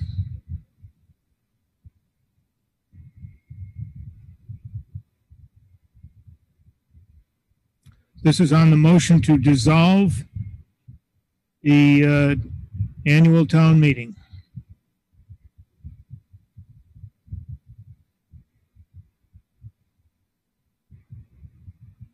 We are prolonging the agony.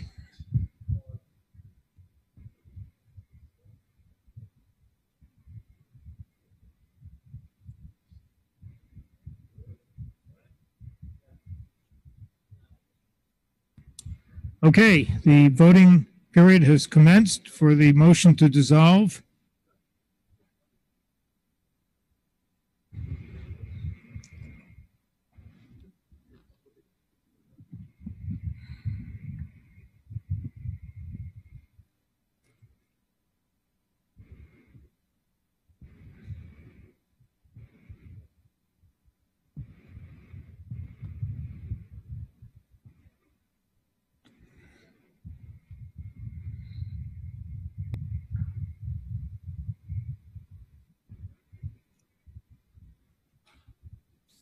Ten seconds.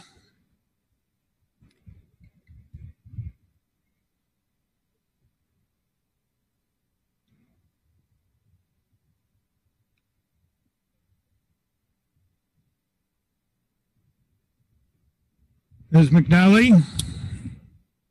McNally, precinct 2, yes. Mr. Jones? Gary Jones, precinct 3, yes. Ms. Senecal? Barbara Senecal, precinct 13, yes. Mr. Olens, you can cast the last vote of this monumental town meeting. It gives me pleasure to vote yes. Andrew Olens, precinct 5. Okay, the count.